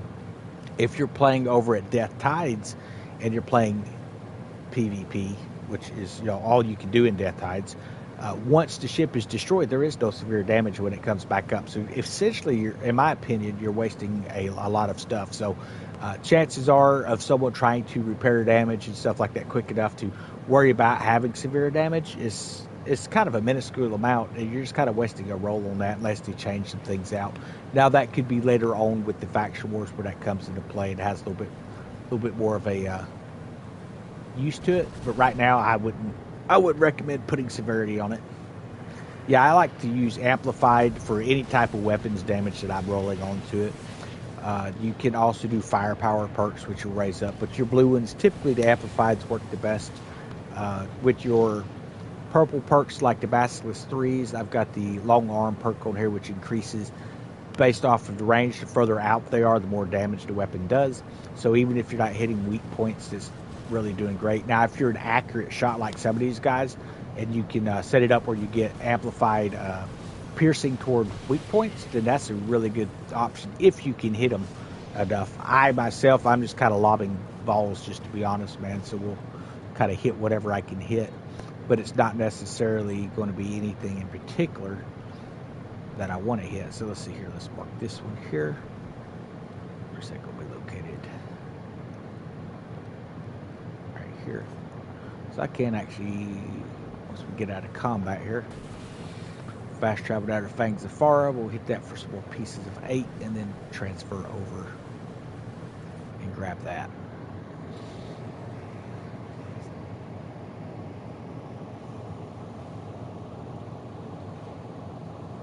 Yeah, so I see a lot of people that's, I say a lot of people, I see one guy in particular, we get a lot of questions about this in the Discord about builds and stuff. So there was some Basilisk builds that went out, and they were asking about, I guess someone had mentioned about putting on God rolls of the Grace of the Winds. Now, that's up to you. If you want a chance, like I say, it doesn't guarantee that you're going to be able to make your ship turn faster. You get a chance. You get a chance to get a little bit sharper turn. So do you want to give up a weapons damage that can essentially be, giving you an additional, 20, 30, 20,000 points of hit or something like that value when it triggers? Or do you want to just maybe get a chance to turn? So that's why you kind of really got to work on the ability of turning and which way do you turn. So like if we turn here, we obviously don't want to turn into the wind, so we're going to go ahead and do a drop anchor turn. We'll turn against, we got the wind carrying us around, and then we're going to kick this back in. And then you can, when a large ship hit that water barrel, and you can essentially turn around pretty quick. So we almost did a 180-degree turn there. So that worked out pretty good. Now we're going to turn with the wind hitting us in the face, and it's going to stop us flat right here.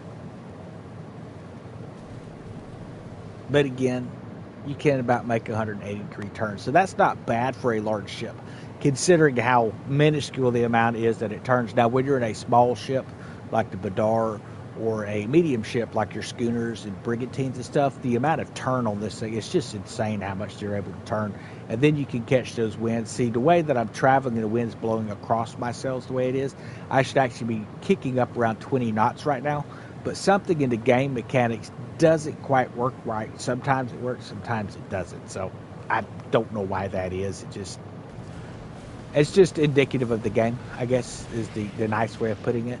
So that gave us some more Helm materials there. That gave us 150 juniper berries. Now, again, we have a death mark on us, so we're going to be watching for those nice ships to come after us. We could go hit that convoy there, but I kind of want to get this stuff here out of the way. Should be, let's hit Hunter Hunted real quick, then we'll travel up from there. And we'll probably run into the original sea monster as well. And when I get into a port, I'll go back in here and show you kind of what I've got going on with these weapons here, the way I built it out. So I did an amplified piercing, because the Basilisk 3s, they have piercing 2 damage, I believe. So I went ahead and amplified that. Now, it doesn't have to be on weak points, but it does amplify that piercing damage on a ship. And then some of them, depending on what you can roll, some of them I ran out of rolls. I was trying for explosive on all of them. I ended up with burning on one and something else on the other. I forget what it was now.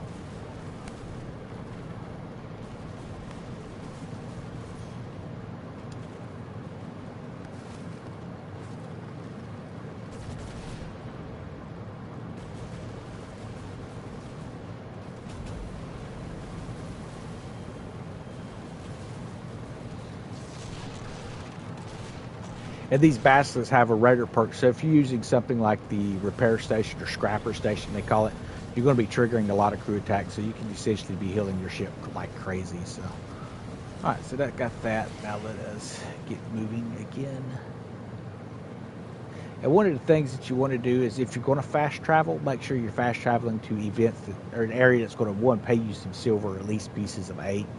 Don't just be fast traveling just to fast travel points, such as, you know, the different docking areas. You can do that, but unless there's something nearby, you're not really hitting anything. So one of the things here, if I could get some kind of a event up in this area, I could potentially travel over to Convoy, but I don't see any, so we're going to have to just long haul it, which takes a little bit of time, but it gives you an opportunity to kind of, one, get these Helm ships to pop up.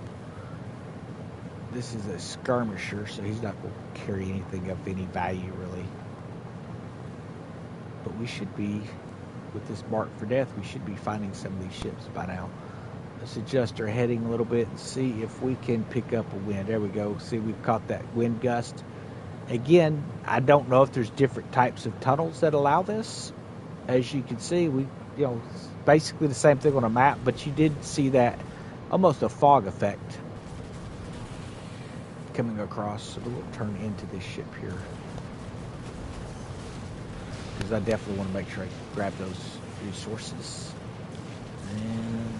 And they may just, I've heard that they've actually stopped putting the materials in these ships, and I didn't get any materials from that ship, so that's a little disappointing. And at half sail, you get a better turn rate than you do at full sail. Alright, so we'll go ahead and kick this back into full gear here.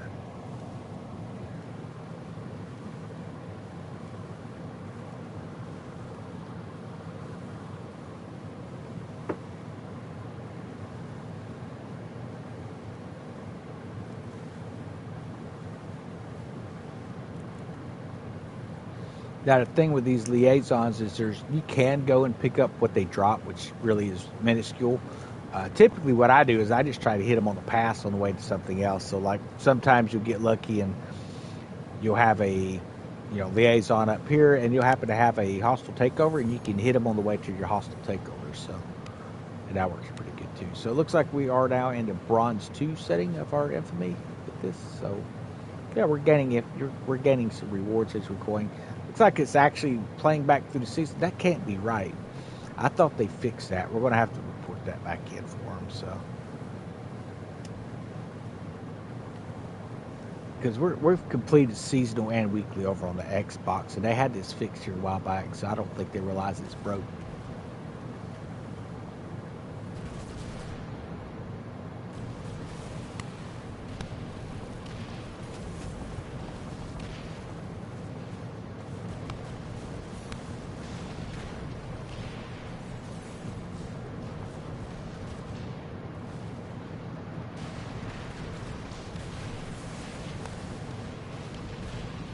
All right, where's that liaison? There it is, way out there.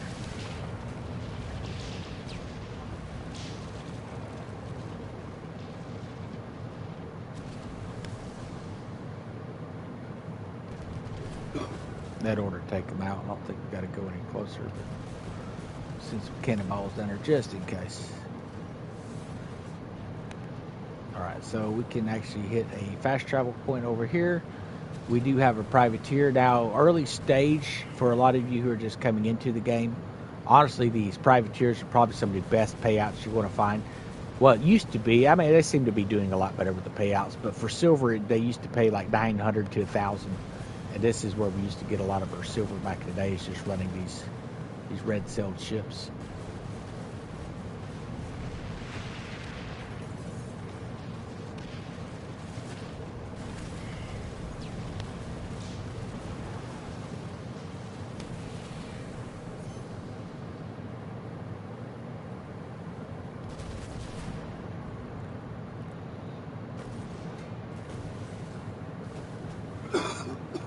Talk about missing.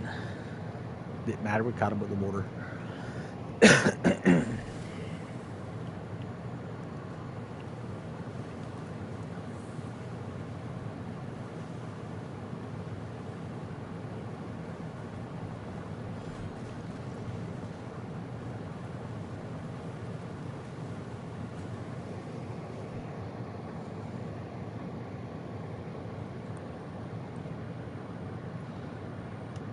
Okay, so that has got us some materials. Like I said, I would have preferred something over the garbage that they had available. Like this jade, it's okay. It doesn't pay out as much as the liquors or the tobacco or the opium, even when you've got it upgraded. But hey, anything is better than nothing. Open this stuff here up.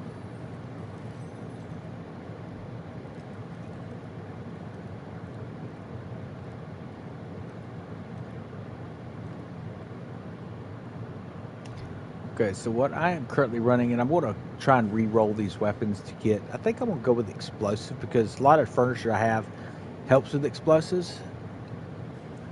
Let's see. Manage ship, there we go. So I'm currently running on the front one that has incendiary, amplified burning, and long arm. Now, because I got the incendiary perk, I went with amplified burning. It's already got piercing 2 and Raider on it. That long arm really hits land 70% of maximum range or further, deal an additional 43.4% more damage. So it's definitely worth that one. Now, if you wanted to add some electricity or something, you could add that second storm, and it's going to automatically add some electricity there, and it's going to spread to other ships. So that's something else you could use. But because I am running that furniture, the Trunion furnace that we just picked up from the Moonshiner event, the amplified burning will travel over to other ships because of that furniture. Then this one here, I have a combustion perk, went with amplified piercing and ran out of rolls, obviously, and a long arm perk. So amplified piercing still does pretty good, increased piercing damage by 28.8%. Not exactly the way I would have preferred to have this. If I had had a combustion, I would have preferred to have amplified combustion on there or something, or amplified explosives. And then, of course, this one here, we ended up with the firepower perk increasing the normal damage, which is radar and piercing, and then amplified piercing again, and then long arm. Now I may go in and try to roll this out because there's 46 rolls left on it, but I was having such really crappy rolls. I rolled through like 4 sets of these things and kept getting amplified piercing on everything, so I just pulled off of it, and it seems to be doing fine. So I mean, like I say, it's up to you if you want to really try to push for them. When they fix this roll system where I can lock in the ability, they're giving more range. I mean, if I'm getting amplified piercing constantly and siege, which is what it kept doing, is siege and amplified piercing. I don't want siege on it. They do fine without the siege perk. But yeah, like I say, the Dashkers, I ended up putting firepower on there, which increases your burning 2, piercing 1, and the ghostly mending. Then it's got 2 lethal perks. Now these are worth putting on to increase weak point damage, 36%, 37%. So you're asking about using what was it, the severity perk? I would say if you have to choose between severity or lethal, go with the lethal perk. These are definitely worth having. If you have weak point damage, you can really take out some ships quick with just the 2 shots off the back of this thing using that. So they do a pretty good job. Now you could end up rolling those lethal perks over on your basilisk as well, which would probably be pretty sweet. For my Roaring Meg, I went ahead and I threw a dire explosive and 2 siege perks on it, and this seems to work good. I just wanted something for taking out some walls, but that dire explosive does pretty good of adding explosive damage. Plus it's got that precision blast where you can do some extra explosive damage in a 30-meter radius to hit those ships and stuff out there. So that's always nice to have on your ships as well. So I guess we could go over the furnitures here. So we've got the Trunnion furnace. We have the scrapper station. This really, I may end up pulling this off, mainly because 8,000 HP, it's such a small, minuscule amount. You don't even notice it on these ships. I mean, they're so big.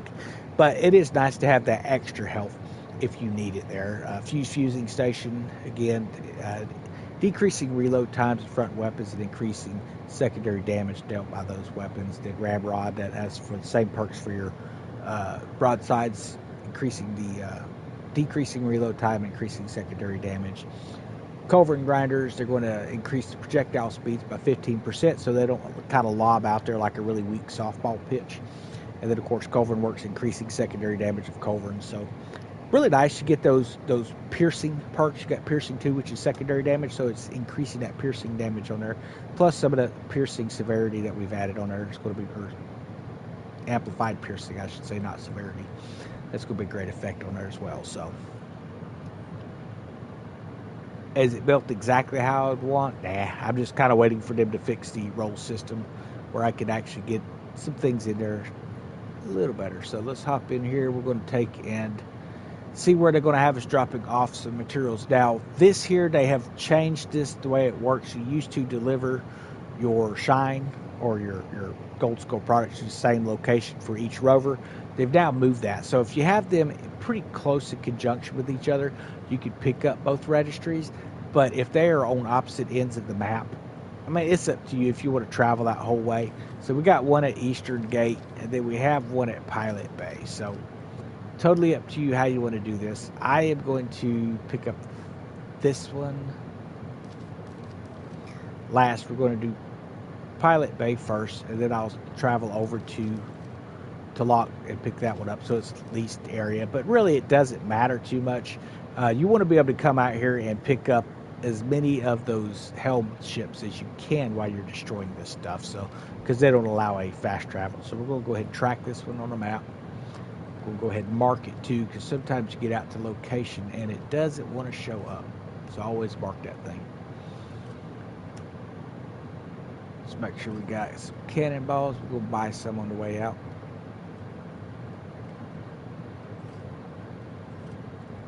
Now, the reason I typically buy cannonballs and things, I try to kit this store every hour. And the reason why I do this is I like to keep my stockpile in my warehouse up for whatever comes later in the game. I don't have to be out looking for cannonballs and stuff. Right now, I've got an abundance of silver, and I can come up here and just buy everything. We're talking food items and everything. We'll go ahead and let's go buy some cannonballs here. Okay, and then I'm gonna switch this to the warehouse, and I'm gonna buy everything and send it directly to the warehouse. And I'll do this here in St. Anne and also Talok. If you got the silver for it, I highly recommend it. If you don't, probably don't waste your money on it and just hit the shipwrecks, which is what I used to do to build my own cannonballs and stuff. And you can build those up like super fast doing that, by the way. There's plenty of shipwrecks around the map. So now, with that having been done there, something else I want to do, I want to make sure that I've got plenty of warehouse space, and I try to do this periodically. And essentially what I'm doing is I'm just coming in here and cooking everything. Now, you can make the big meals or whatever, or you can make quick meals like that. Either way, it clears your warehouse space so you have a little bit better room. For each of those we essentially cleared up a square on our warehouse. So we're going to double check and make sure. Yeah, always make sure, because a lot of times it'll put it in your inventory. Transferring that stuff over. As you can see, no shortage of food supplies, plenty of various stuff. So now another thing that you're going to want to do is, again, you can come in here and you can salvage absolutely everything that you have if you want to. So Kalinkos, I don't use them. I don't even like to keep them on my other ships, honestly, because I'm not going to use them. Now, if it's a weapon that like I've got here, so okay, an Urban's great gun, it's got a couple of areas, you got some Nagas. These I ended up pulling off simply because they don't do as much damage as these basilisks. I mean, they really don't. So brick breaker 3s, I don't use them. I don't have any intention of using these. So what I ended up doing is I just go ahead and salvage these things, and what that does is it can potentially give me ascension parts or upgrade parts. You know, specialized materials like eels, twine. So we have a Basilisk 3 that's got one upgrade. We may hang on to that just so, you know, it's got an upgrade slot. We may decide to work on a few things. Culverin 5s. I built out a set of these and rolled them up. Thought maybe I could build something better, and I just never really could get anything out of them. So, okay. We'll throw these Zamas on something later. Like I say, when I need warehouse space, I'll come in and I'll start resetting my ships as well. Like these weapons and stuff, I'll put them on my ship. That way I've got plenty of room in here. I did just get rid of all the unascended garbage. Okay, so get rid of these Far Scourge. I don't use these at all.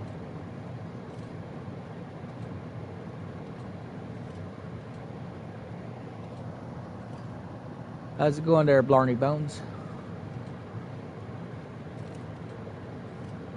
Alright, so we got some tearing long guns. Again, don't use these. I could build them. I don't never use them, so go ahead and toss that.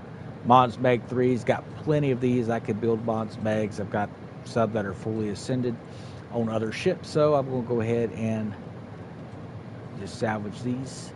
And like I say, making plenty. Like I see, we got 29 of the unascended ones, which is fine. Typically, I will keep stuff that's unascended because it will stack. The stuff that won't stack will hang on to that Bombard 5 there. Check it out here later. Shalil 3s. And we'll go ahead and get rid of it. We'll keep the Heavily Lance there. Get rid of these torpedoes here.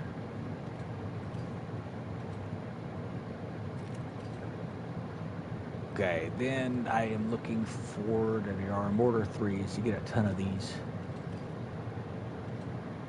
And again, if you've got ships that you can set these on to pick up 8s, it will give you some rank. You can get them up to 13s if you have 6 of the 7 upgrades. I basically have just really where I'm going to be building these things out for you know, the Warhammers and stuff like that. Throwing those on my ships that way. I wish that they'd let us upgrade armor. So we now have 410 to 500, so that opened up 90 slots. We could continue to open more room if we wanted to, but I am going to get headed to our location here. So.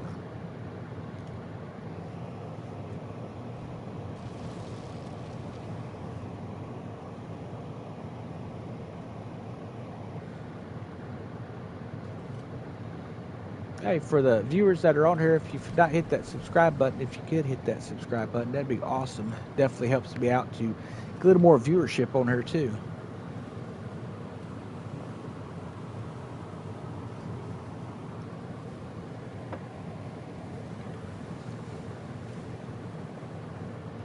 Okay, so how do we want to proceed here? Now we have absolutely no fast travel ability here, so I think I'm going to travel down south and come across this lower pass, simply because I run across a lot of Helm ships. We have a contract right now, so we should be seeing some Helm ships getting spotted. There we go.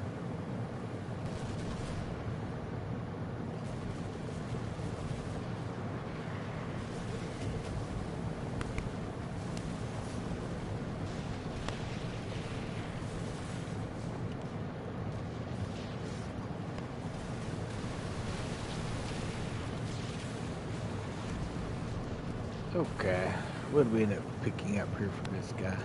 Oh, he's not down yet, is he? Yeah, he's down. It's like some poppy.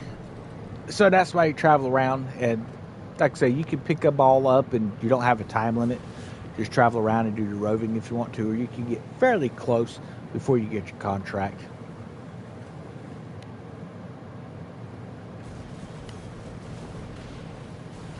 Now, you don't typically see a lot of those ships in these small passageways. You might see one or two.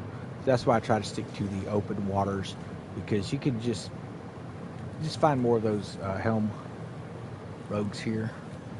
And it's just a regular merchant ship there. There's just some rogues. And again, this is going to be giving us those, a lot of them, not all of them, but a lot of these will end up giving us materials. Looks like these may just have ammunition for ballistas in it.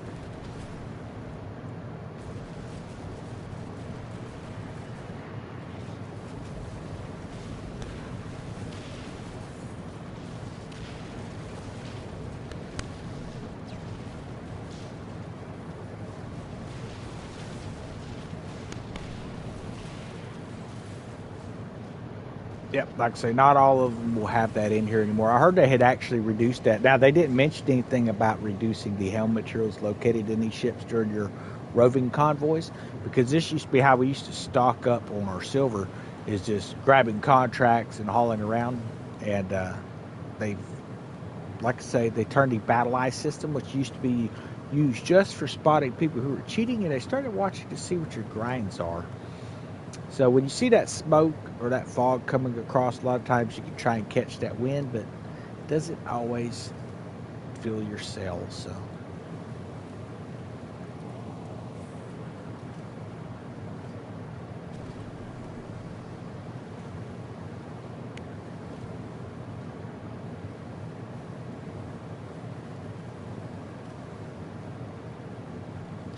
Now, one of the things that I've noticed, if you'll like look behind you, it gives the game a moment to be able to actually spawn some stuff in front.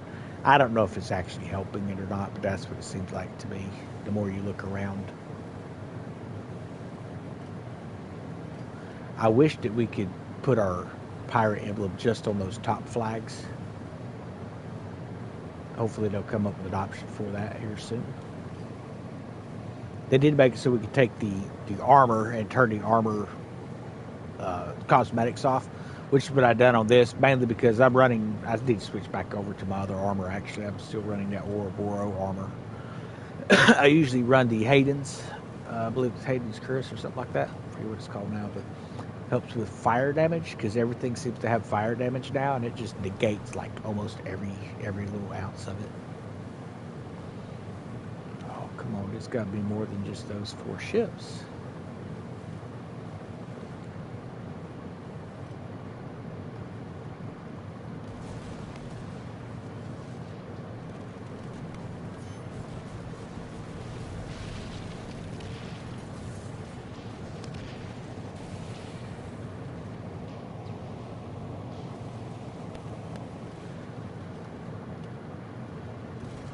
Star chart.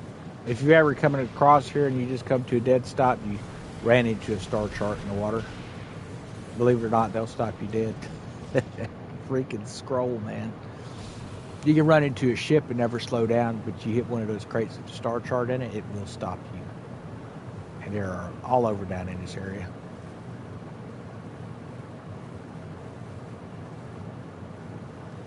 Seemed like that was an early mission, if I recall correctly here.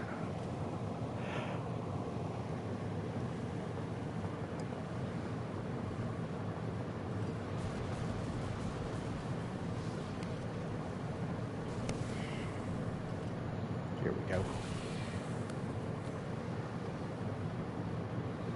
Looks like they may actually have something of use.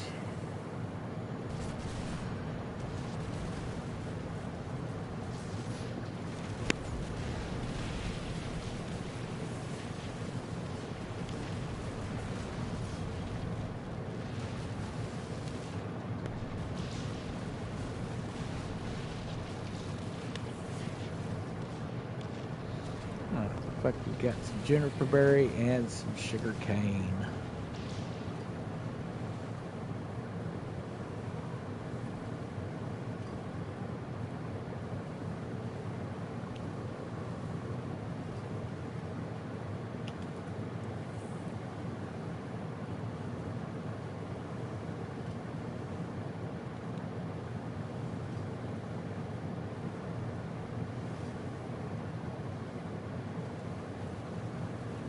Like a liaison ship, but I don't think it is. It's probably Campani Royale. Yeah, it's Campani.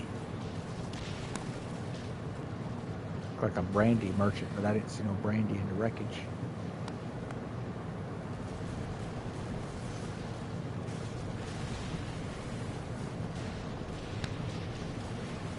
I remember when those skirmishers were the hardest thing you could run into in the water.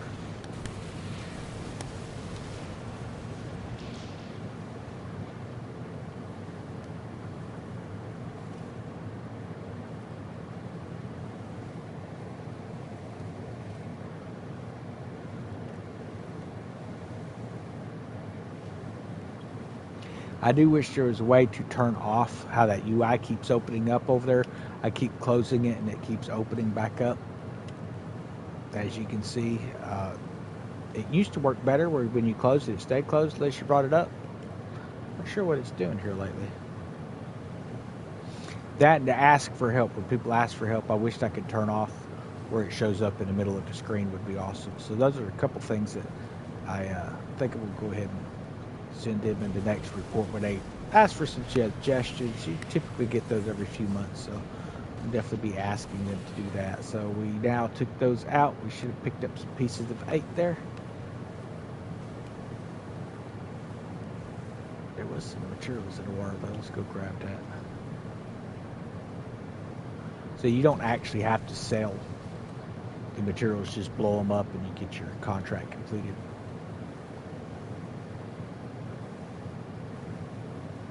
And sometimes they have Helm materials there, not always that. There was none in there. Okay, so we're going to work our way toward Tlaloc Panjara. So, and to do that, we're just going to hit these bosses and work our way over there to Treacherous Turn. Then we'll travel into Tlaloc, pick up that other contract, gathering pieces of 8 as we go.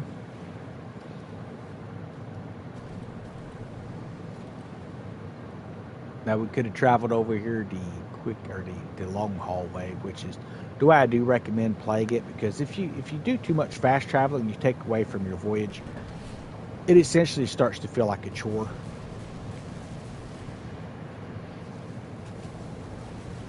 But if you've got a goal and you're goal oriented, then just do what you got to do.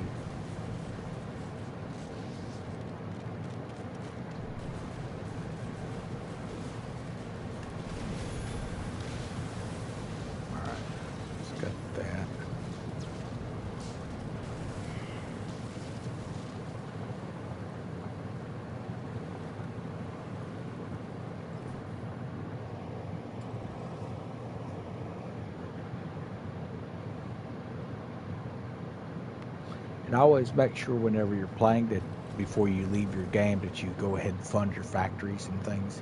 I know that it's supposed to be 1 hour or 1 day and 23 hours on a lot of the funding there, but always make sure, because sometimes you'll forget. Either do it when you first log in or right as you leave.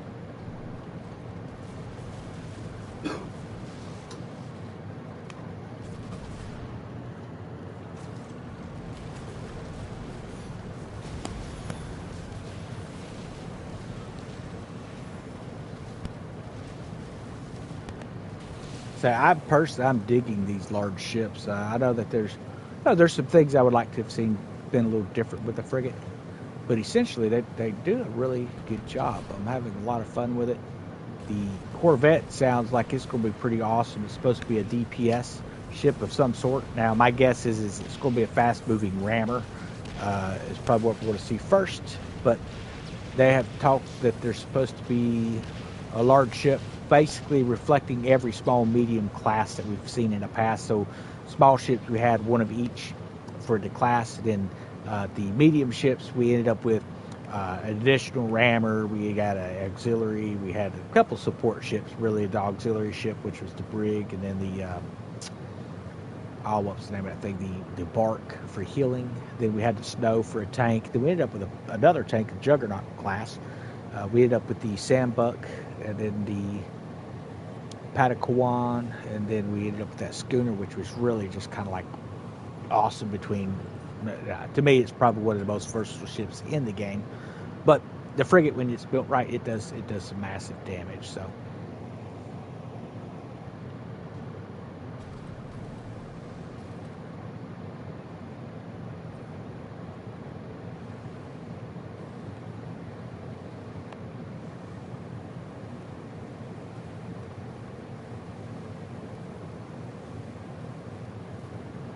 Now there is a ship up here somewhere.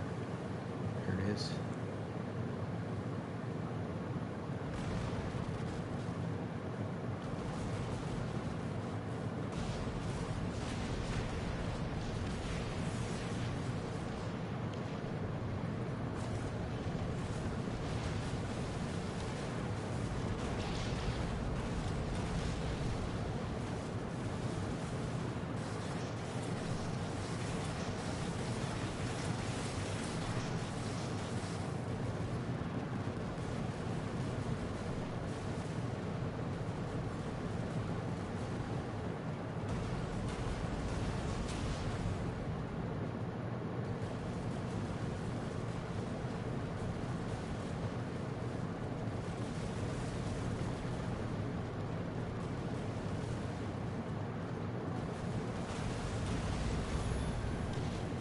Alright, we got him down.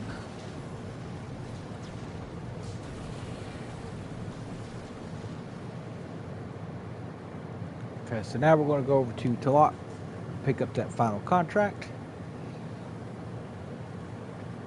And then, like I say, it's up to you if you want to travel around and have rogues after you, or if you're, they haven't really been paying out enough for me to go around and have that aggravation here anymore. So what I typically do after I complete the last delivery of my shine is I will then take in, or whatever it is they have you delivering. Once I complete that last piece of 8 order, I will end up going over and doing the actual rogue hunts. And typically by the time you finish all of that, it's time to start back over on Fort. So your hour has passed and you can start back over. Totally up to how you want to do it. Now, the Fort plunders, they pay the best, obviously. But you can pick up extra materials from everything and just adding the different features in. It's about keeping your grind diversified, because if you can keep it kind of changing up, you're not going to get as much burnout in the game. Like me, when I went in to do the frigates, man, it was gun-ho, get it done as quick as possible. Then I wanted to get 2 of them done, so then it was gun-ho back in there again. And with this third one, I'm just taking my time and throwing a couple in a day and moving back out. So if you remember, we started this with about 2008s. We're now at 78. Doesn't sound like much, but we haven't really been focused on just 8s. We've been kind of bouncing around and just picking up a few things here and there. If you want to focus it on pieces of 8, the best way is running those convoys, or the ship bosses I was just showing you there. So let us hop over here, pick up this contract.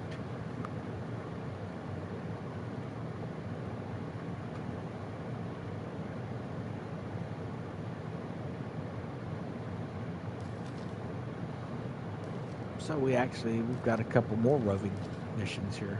This is weird. Now I wonder, let me go back over here to the Red Isles. Have they made it so we have different contracts for each location now? Let me double check here.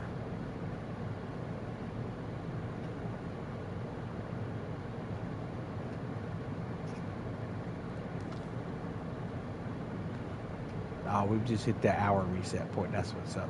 Okay. Now, that's not necessarily an hour from when you pick up the contract. It seems like it used to be that way. Now they've actually got an internal game clock that resets every hour. So that's one thing you're going to be looking at. But we're going to fast travel over here to St. Anne just to double check, because this is where we picked up that last contract that we just finished running. So I'd be surprised if we see 2 over here.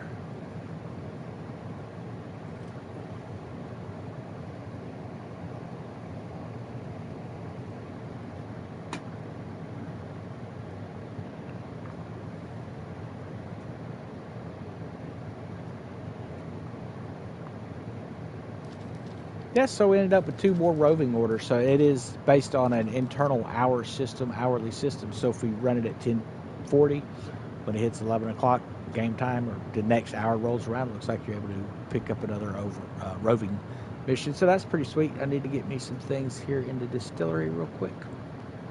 Get this amped up.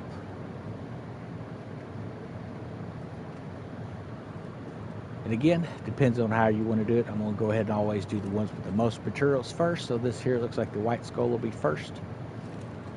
And then it looks like we had 1 gold skull product that's going to be worth running. And that's going to add to our production towards silver. So hope you've enjoyed the stream, guys. It is now 11 o'clock. I'm going to hop off here. But again, I appreciate everyone who stopped in for the live stream. Y'all have a wonderful weekend.